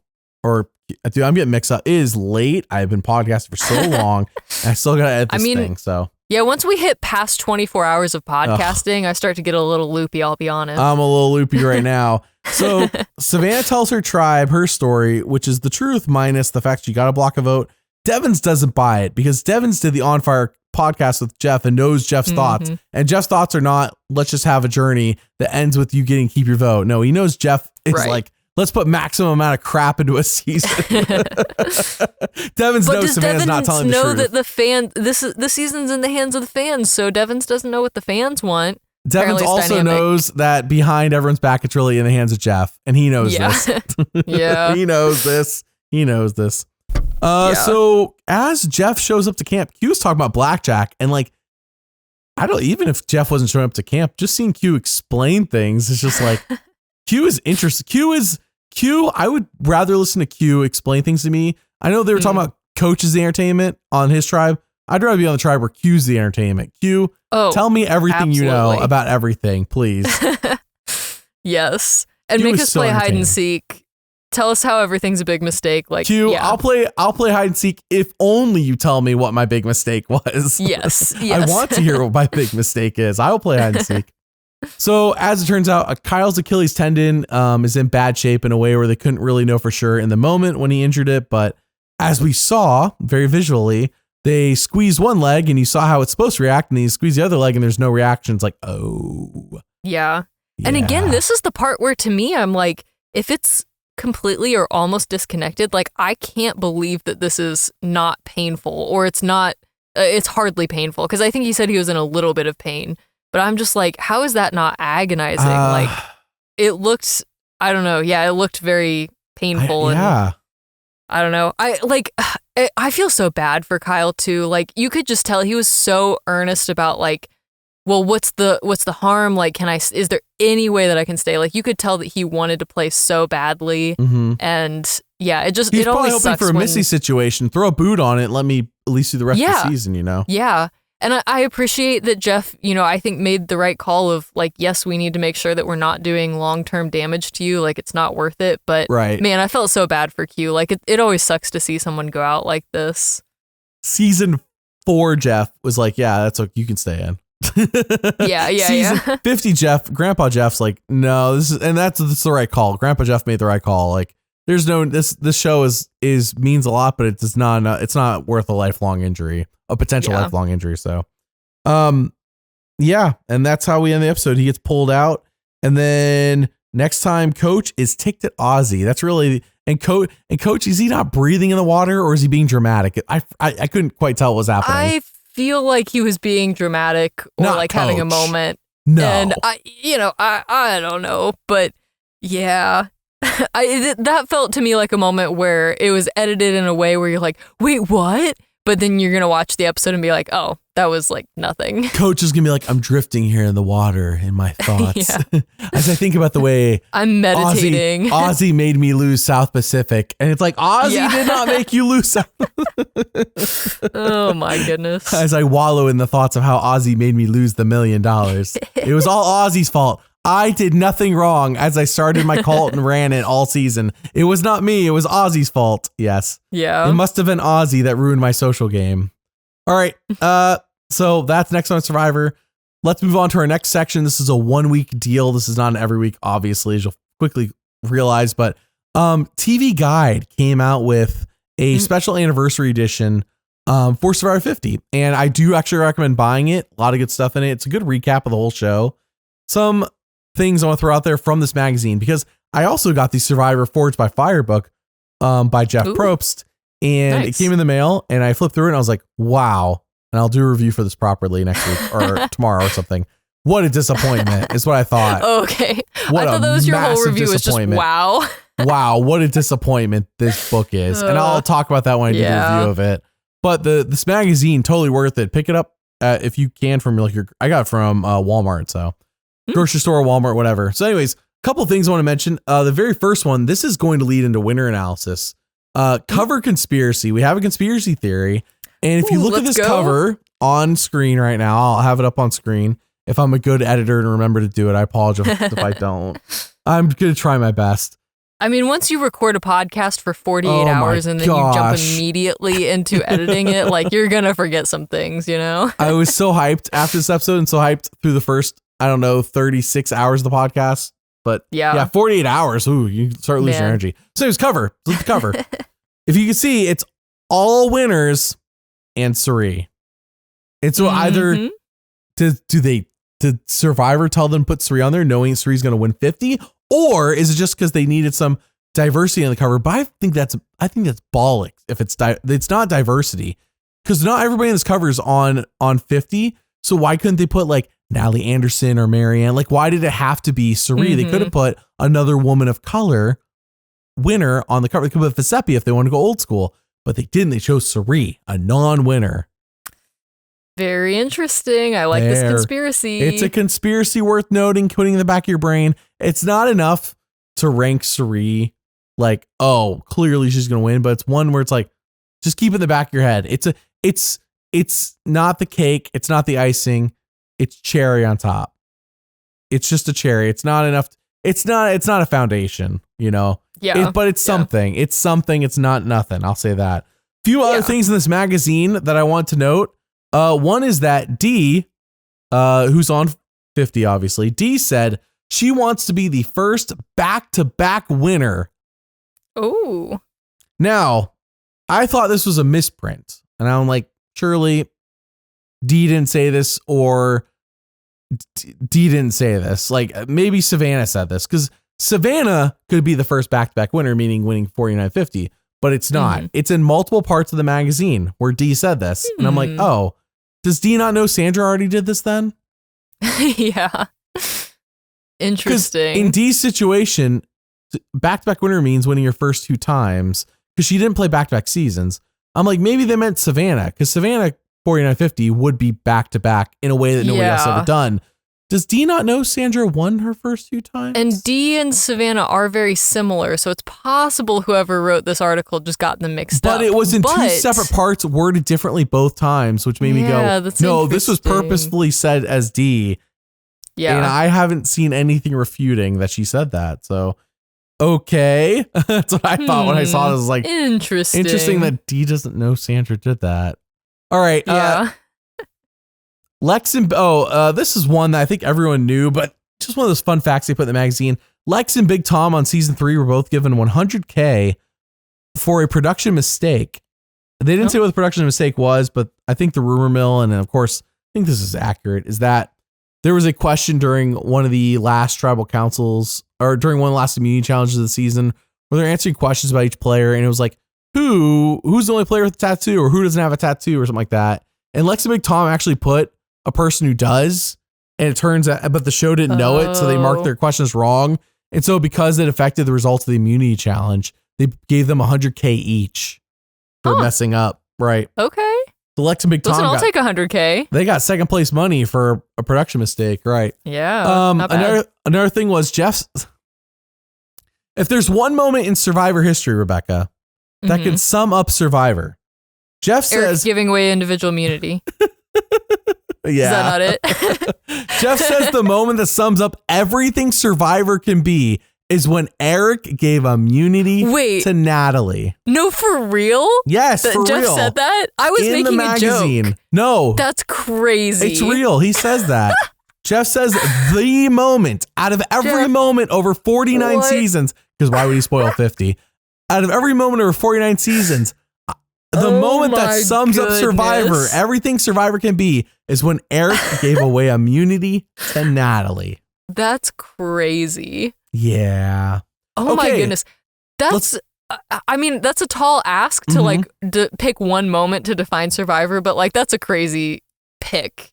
That's so funny. We're going to play a rapid fire game, Rebekah. In this magazine, they gave a page, like a whole page to seasons. Okay. Now, there are some seasons that only got half a page. Those are the seasons you would think, these are not as good seasons. Why spend as much time on our limited number of pages focusing on these seasons? It's a 100-page magazine. They only got 100 pages. Oh, wow. They couldn't give one page to all 50 seasons. They could have, but they didn't.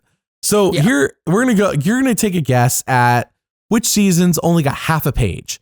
Keep in mind, the seasons like half a page, in theory, and I will say most of the time, are seasons that, yeah, I get it. Okay. So it's not a trick. I want you to guess. Season 1, yes or no? It's just yes or no on half a page. Season 1. No, that got a full page. Correct. Season 2. No, full page. Correct. Season 3.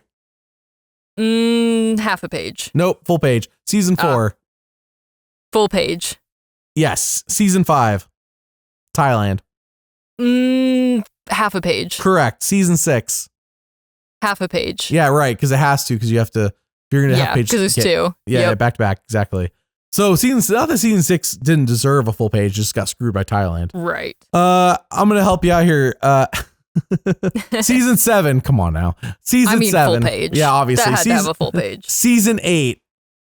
All half Stars. A page. No, season 8 All Stars. No, sorry. Yeah, full page. Full page, and there's a whole thing at the end about Boston Rob and Amber's relationship at the end of the magazine. Yeah, of course. Can I say 2 pages for that one? That's my official guess. I mean, if you count their story, it's multiple pages. That's so funny. Season 9, Vanuatu. Half a page? No, full page. Season 10, Palau. Full page. Okay. Full page. Yeah, season 11, Guatemala. Half a page? Nope, full page. Season 12, Panama. Full page. Yep. 13 Cook Islands. Full page. Yep. 14 Fiji. Half a page? Full page, despite the fact that Jeff wished he could delete it from existence. Yeah, I was going to say. Interesting. Yeah. Season 15, China. But it makes sense because China definitely full page. Oh, yeah. Yeah. Season 16, Micronesia. Full page. No, half a page. Really? Yes. That's surprising. Okay. I was shocked. Yeah. The one where Eric gave away immunity to Natalie, that gets half a page? the season that defines Survivor. Right. The moment that everything Survivor could be. All right. Season 17, Gabon, as a result of 16 gets... I'm guessing half a page. Right. Is that why season 16 had half a page? That's my guess. Gabon's a great season. Crazy. But Gabon is the reason that Jeff quit Survivor. So. All right. Season 18, Tocantins. Full page? Yep. 19, Samoa. Full page. Yep. Heroes versus Villains. That had to have a full page. Season 21, Nicaragua. Full page? Half a page. Okay. Wait, so they gave half a page to Redemption Island?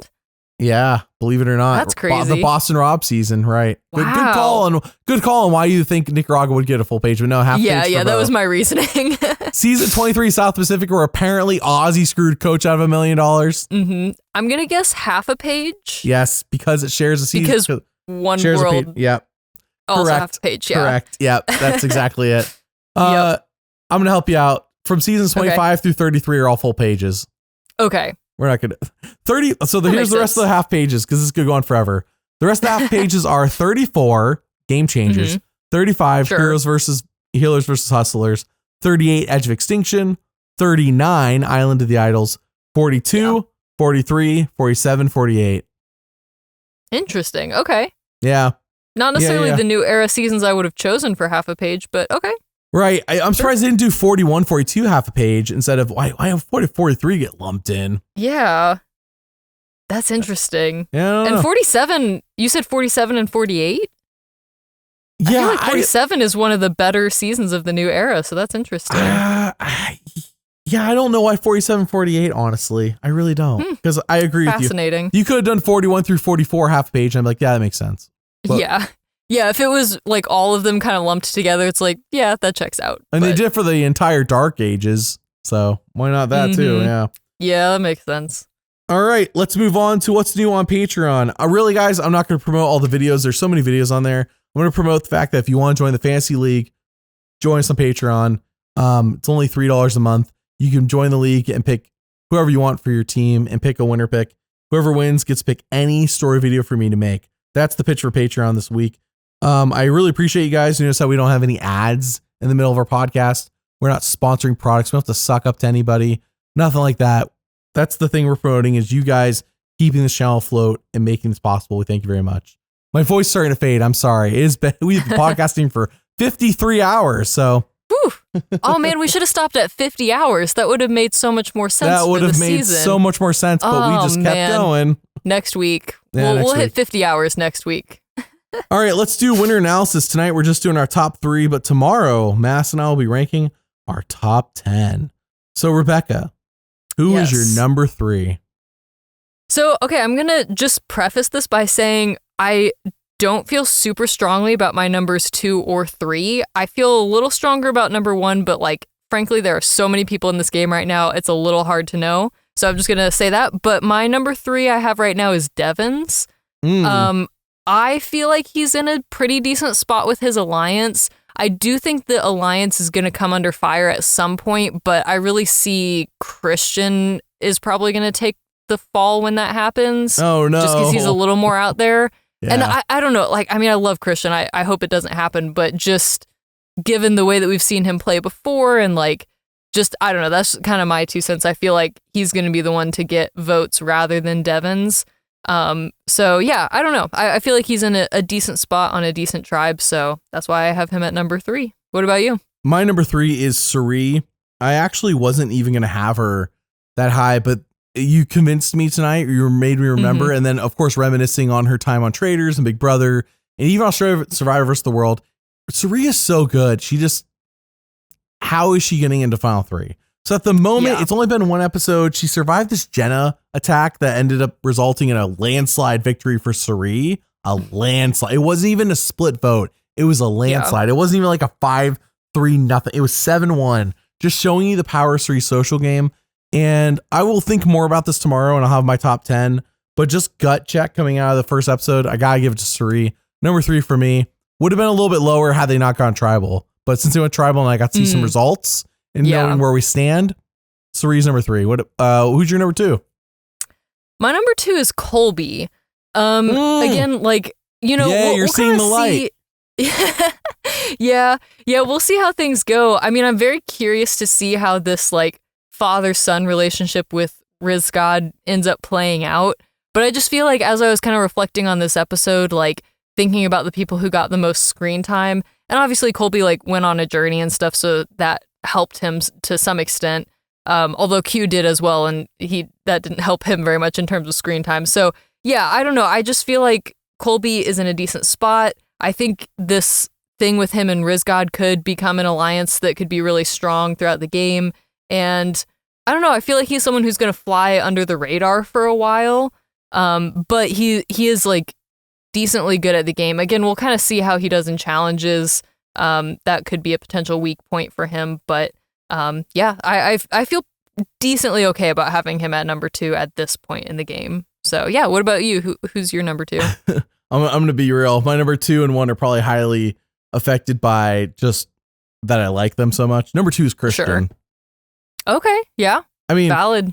Cirie also got in top 3 because how much I like her, but also I saw her prowess again tonight of everybody voted with her for Jenna. So, Christian got so much positive content and none of it was like on David vs. Goliath where it's like, what a goofball, what a big threat. Can't let Christian get too far. That's it was this time he gets deep emotional content. And same with Cirie, by the way, as well. I'll throw that out there. My brain is, I haven't done a winter analysis in a few months, so let me kick it back into gear here. Yeah. Emotional content for Cirie on top of strategic content.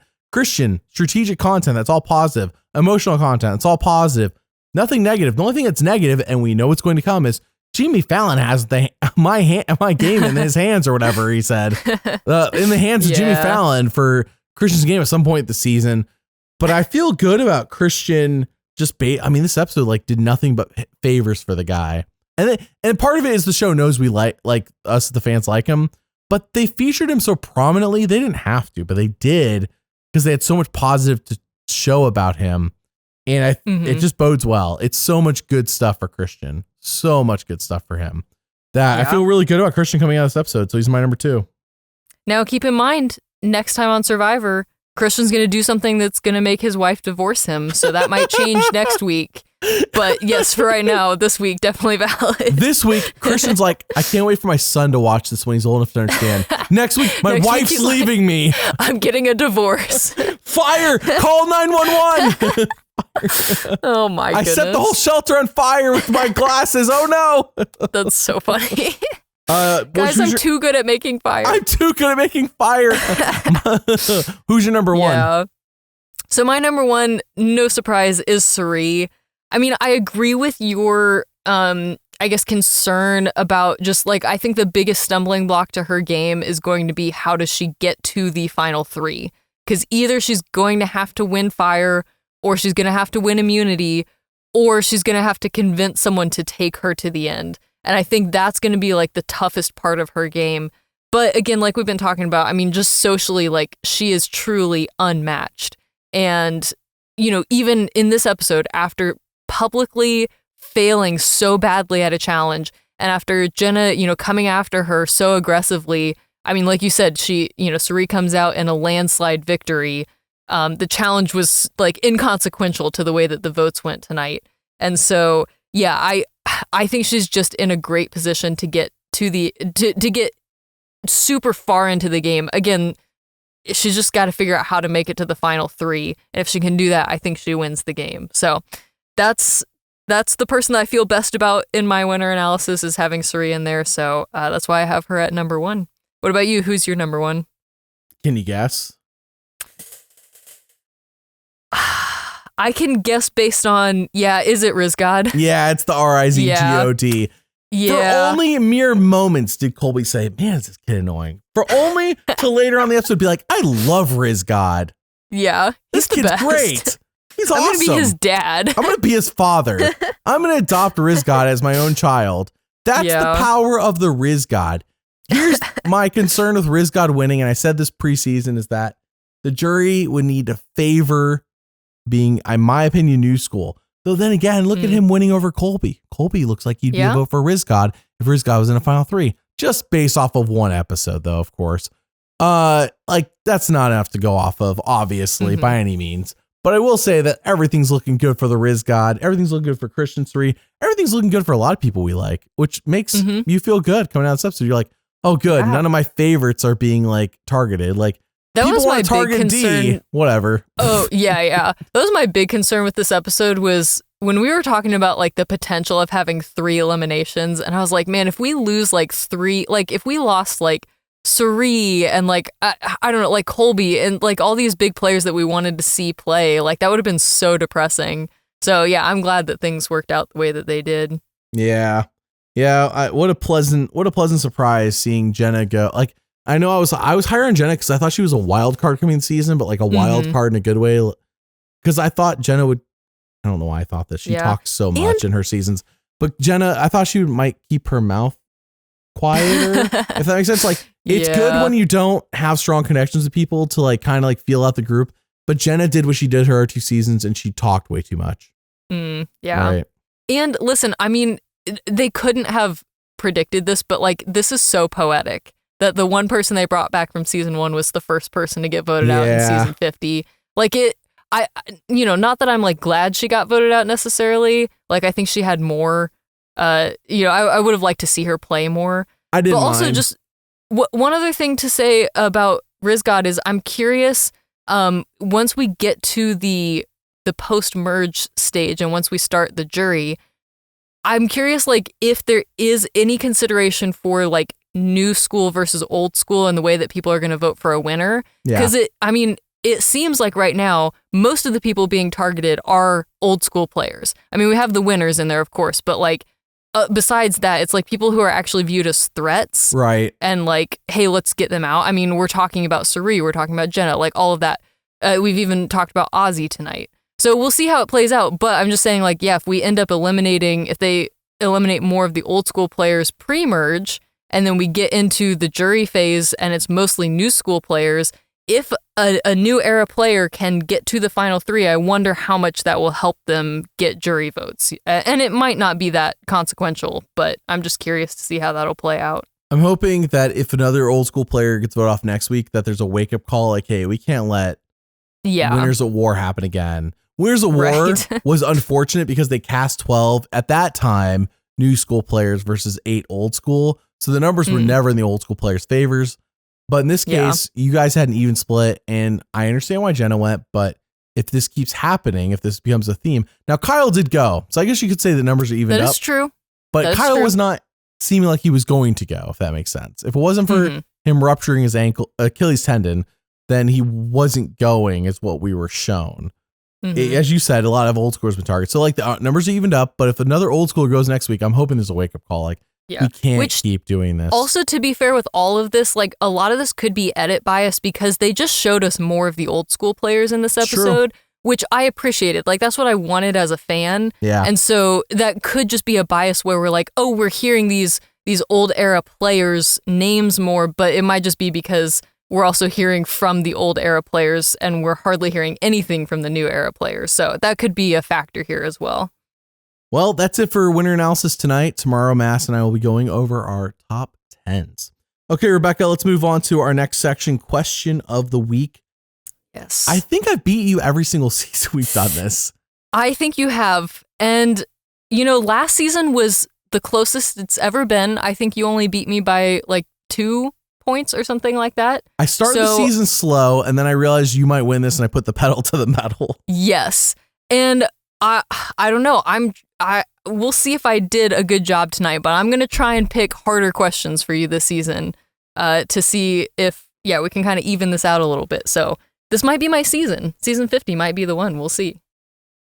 Well, let's find out, Rebekah. What's your question for me? Let's start it that way. Okay.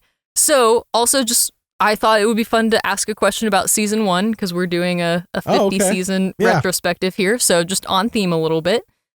So your question is, Borneo, which is season 1, was the only season to air on Wednesdays until which following season? Nicaragua. You don't Do you want to hear the options? No, don't give me options. It's right. It's Nicaragua. Okay. Bonus question for 0 points. Okay. Do you know why they moved it to Thursdays for season 2? That should have been your question. I have no idea. Okay, well, that's my question then. I'll Nope, change too late. it. You said 0 points. 0 points. No pivoting. Fair. Too late. That's fair.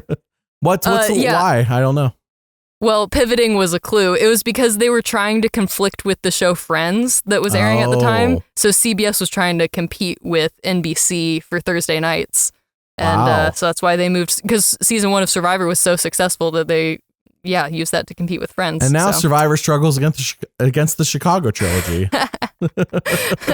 Oh, how the mighty have fallen. Oh, how the mighty have fallen.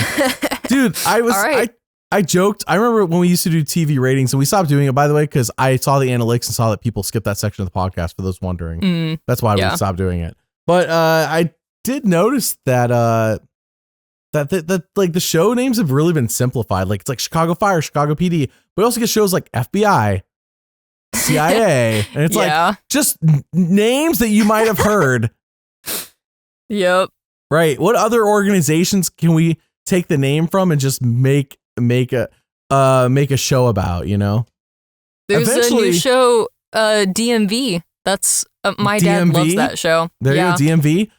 They could eventually, if eventually this will probably happen, there'll just be a show called State Farm, and it'll just be like it'll be like a half-hour comedy, just fully just stroking the ego of State Farm, if you know what I mean. I mean, honestly, like if they cast Jake from State Farm as like the lead in a 30-minute sitcom like that, people would watch it. Like straight up, people would watch that. But they have to get the original Jake too. You have to get both Jakes. Oh yes, that'd be part of the comedy. Yes. Anyways, so just stuff that you recognize. That's all they're looking for in names of shows now. Things that you recognize. DMV, CIA, FBI. They're like, one word is too long of a name. We need it to be like acronyms. 3 letters. We need acronyms, people. We don't have time. We have to shorten the name. All right, Rebekah, your question is, which season last had a medical evacuation in the first episode? Your options are Heroes versus Healers versus Hustlers, David versus Goliath, Survivor 42, Survivor 43. I'm pretty sure it was Bruce in episode 1. I'm pretty sure it was the first episode. And let me reword my question. Good point. I forgot about that.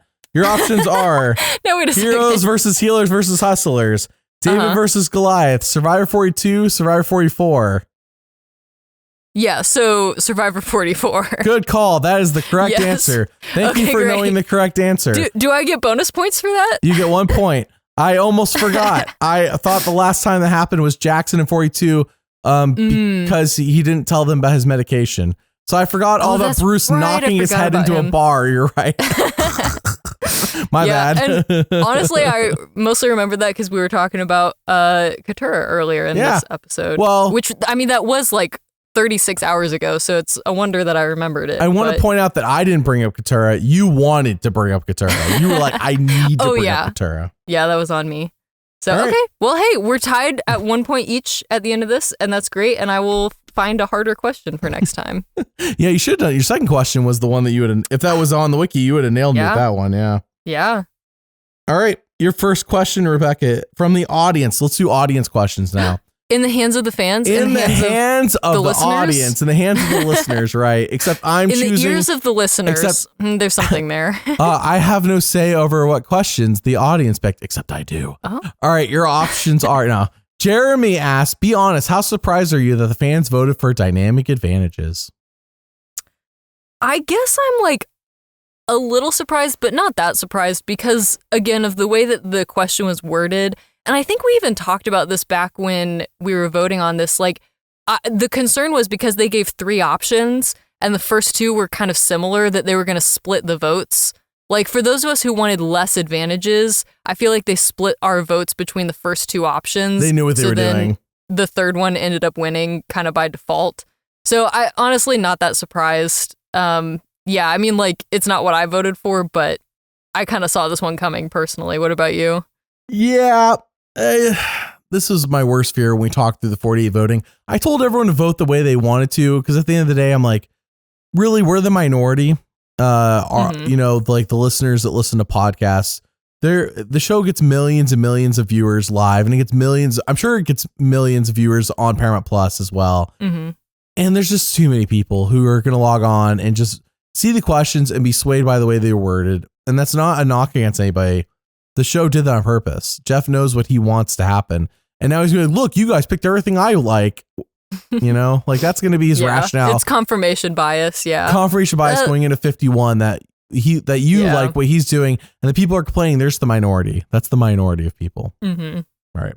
So that's all that is. I'm not surprised by dynamic advantages. I'm just disappointed. All right. Next question is from Silent Storm. How did you feel about the pacing in the premiere? It felt like we got one like 2-hour episode and then one regular 40-minute episode. Did you like this pacing? I feel like they didn't have a choice, honestly. I could see that. Honestly, I liked the pacing. I will say I felt like the first, like when they hit the beach and all the introduction and the first challenge, I mean, that went on for such a long time before we got our first commercial break. I'm pretty sure it was like 30 minutes before we got our first commercial break. And to me, it didn't feel like it. And they I think back-ended a lot of the commercials. That last hour was full. They did, which, I mean, I don't know. Like, again, I felt like the pacing of this episode, like there was so much to cover because there are so many players and there's so much history to, you know, kind of refresh our memories about and all of that. I didn't mind the pacing of this necessarily. And I think it made sense to do a 3-hour premiere because, like, if they had done, you know, an episode that ended with Jenna getting voted out and then next week all we get is, you know, I'd assume like a Kyle medevac and then a vote. But I don't know. I feel like that would have been more of a bummer. Next week we'll go back to an hour and a half. I'm betting, yeah. For sure. Yeah. And I felt like also, and I said this in our group chat, but this episode had all of the Survivor things, for better or for worse. It had everything. I mean, it was raining when they came in originally. I'm like, oh, weather, yes. Yeah. Yep. We need more of this. And we had a medevac. We had challenges. We had journeys, again, for better or for worse. We had people finding idols. We had like all these twists and turns and, you know, we had a tribal council and all that. So I felt like this episode was such a good representation of 50 seasons of Survivor that I don't have any complaints as far as the pacing goes. So long-winded answer, but how about you? How did you feel about it? I love the episode. Great episode. Yeah. I mean, the fact that it ended, I was like, dang, I wish I could just binge episode 2 right now. Tells you like, and the fact, and like, so I know we joke that we've been recording for 50 whatever hours. Real talk, we've been recording for over 3 hours. This will be edited down, of course, so it might not be that long when you listen to it. Because like real talk, I do every week edit out a bunch of things because sometimes we go on too many rabbit trails. Sometimes it's just like, sometimes my phone just randomly cuts off our, and like, sometimes I'm just out here cussing up a storm and you're like, we got to cut that out. It's just, yeah. Yeah, Rebekah. I get excited, okay? I get worked up about Survivor. Rebekah taking our podcast from PG to R real quick. My phone did like cut out like twice while we were recording this time. Hopefully not a third time. You're going to leave all that in, right? You're going to leave that in? No way. Oh, okay. But like, so like the fact that we are here willingly recording over 3 hours says like, if this was a bum premiere, we would have been done after like hour and a half. Like there would have been like, and well, you've seen that during like, especially 48, 49. It's like things happen. All right. Like, you know, like whatever. Like we'll like talk about other things instead because it's more interesting than the episode we just watched. And frankly, like even I feel like there's so much more to talk about too. I mean, like, yeah, we gotta like this podcast is already so long, but it's like there's so much to unpack with this episode. They really crammed in a lot of not just content, but like good content, like interesting storylines, interesting players.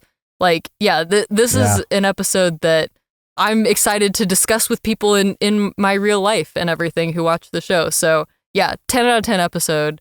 In my opinion, like if I had time and energy and it wasn't well after 2 a.m. already, I would record longer. That's what I'm saying. There's so much to talk about. That's a good summary. Yep. Yep.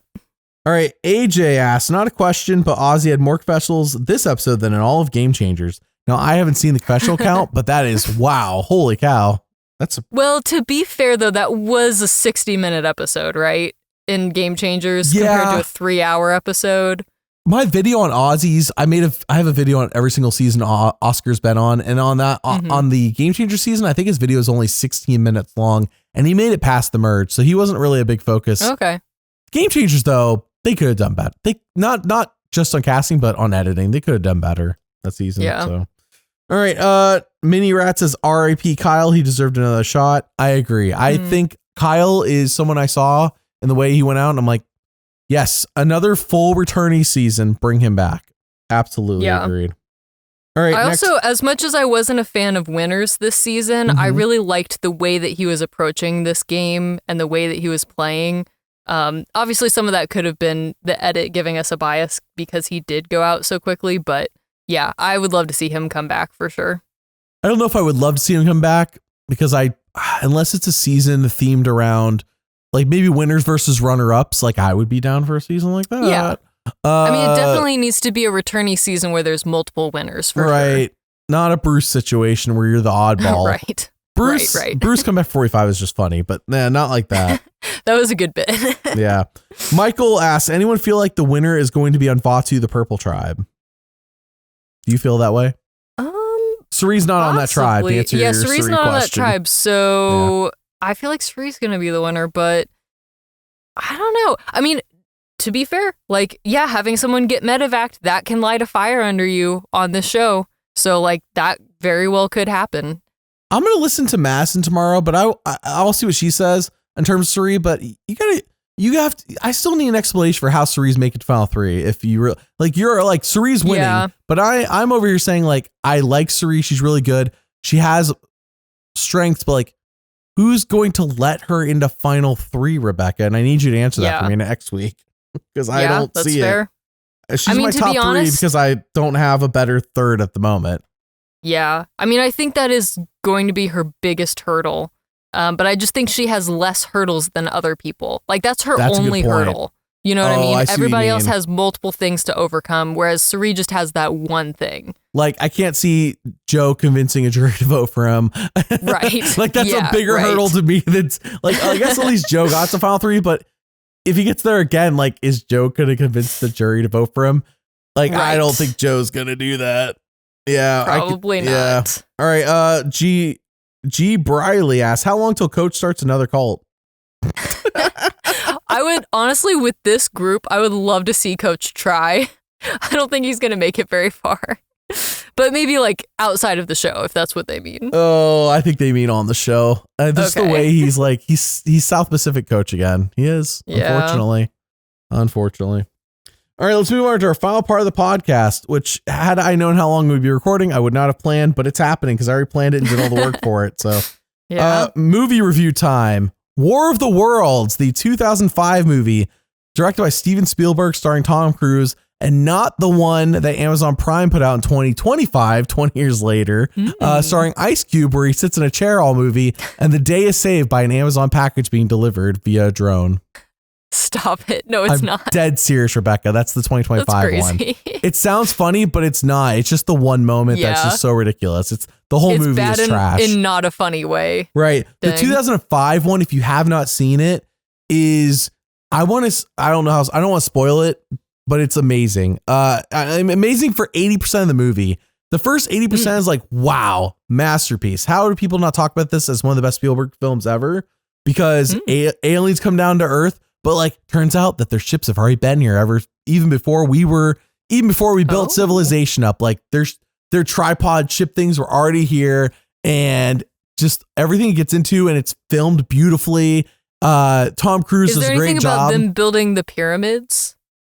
No, there is nothing Survivor joking related. Okay. I know where you're going with that. Okay, yep. Just curious. Nope, nothing about pyramids. That was my only question. It's just that they have, it's like this is a pre-planned invasion. Well before, anyways, it's so well done, and I was amazed. Mary and I both noticed while watching this, the CGI is so good. In 2005, it's like if they had made this movie today with a different director, it would not look this good. In 2005, and they did such of course, it's Spielberg who did Jurassic Park, who made dinosaurs look real in 1992, and like that wasn't even a thing yet. Or 93, I forget which year Jurassic Park was, 92 or 93. You know what I mean when I say that. Jurassic Park, man, the first one, like, the CG was like it didn't look good, but he made it look good then. And he made War of the Worlds looks amazing. 8% of the movie is amazing. I think the movie kind of ends sooner than it should have, if that makes sense.